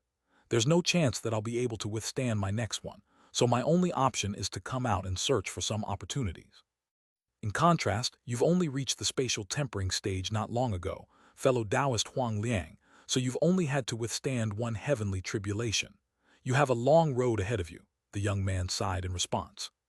At the mention of heavenly tribulations, Spirit Lord Huang Liang's expression immediately became quite strained. The scenes during his first heavenly tribulation were still very much clear in his mind, and that was such a fearsome experience that he couldn't help but shudder upon its recollection. Spirit Lord Huang Liang's lips twitched as he transmitted his voice to the young man. HMPH, if you're trying to search for an opportunity to make a breakthrough, then wouldn't it be much better for you to go to the world? What are you doing here in human territory? If you want to fabricate an excuse for picking a fight, then at least come up with a plausible one. I'm afraid those are false accusations that you've aimed against me, fellow Taoist Huang Liang. The reason I appeared in Setting Sun City is precisely because I wanted to invite you on another trip to the primordial. However, I then stumbled upon the spirit tribe incident, and I had no choice but to step in as an elder of the demon race. The young man chuckled as he transmitted his voice in response. You're inviting me to the primordial world, Spirit Lord Huang Liang faltered upon hearing this. That's right. Even though humans and demons are completely different creatures, our individual abilities will definitely be able to help one another in the primordial world, making it a much safer trip.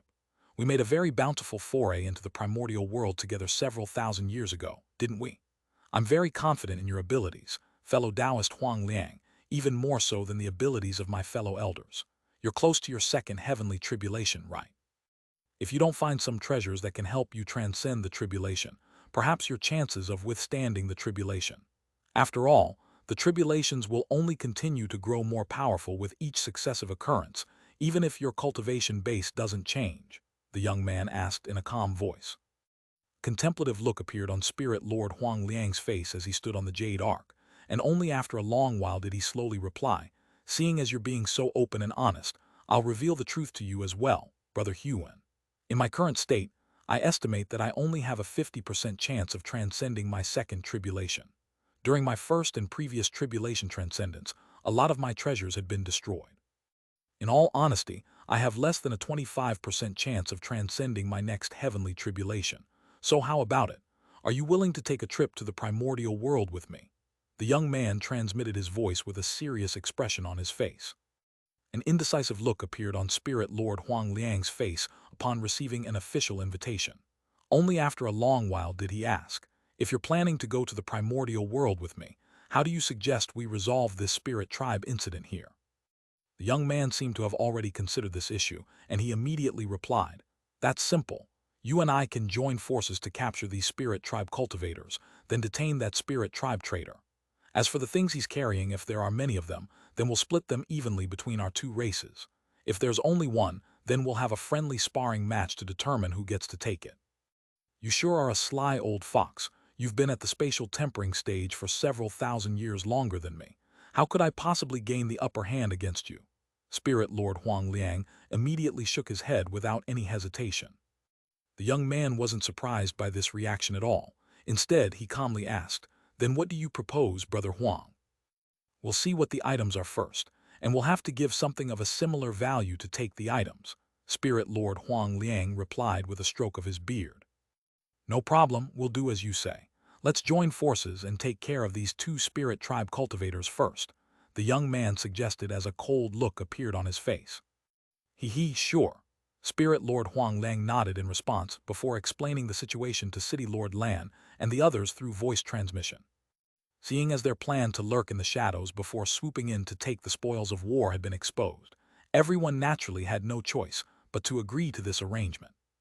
As such, City Lord Lan immediately rubbed his hands together before raising them into the air, upon which a massive shimmering blue fireball erupted into the sky and exploded at high altitudes. All of a sudden, lights of all types of colors flashed as a series of human cultivators and body refinement warriors revealed themselves from within the forest.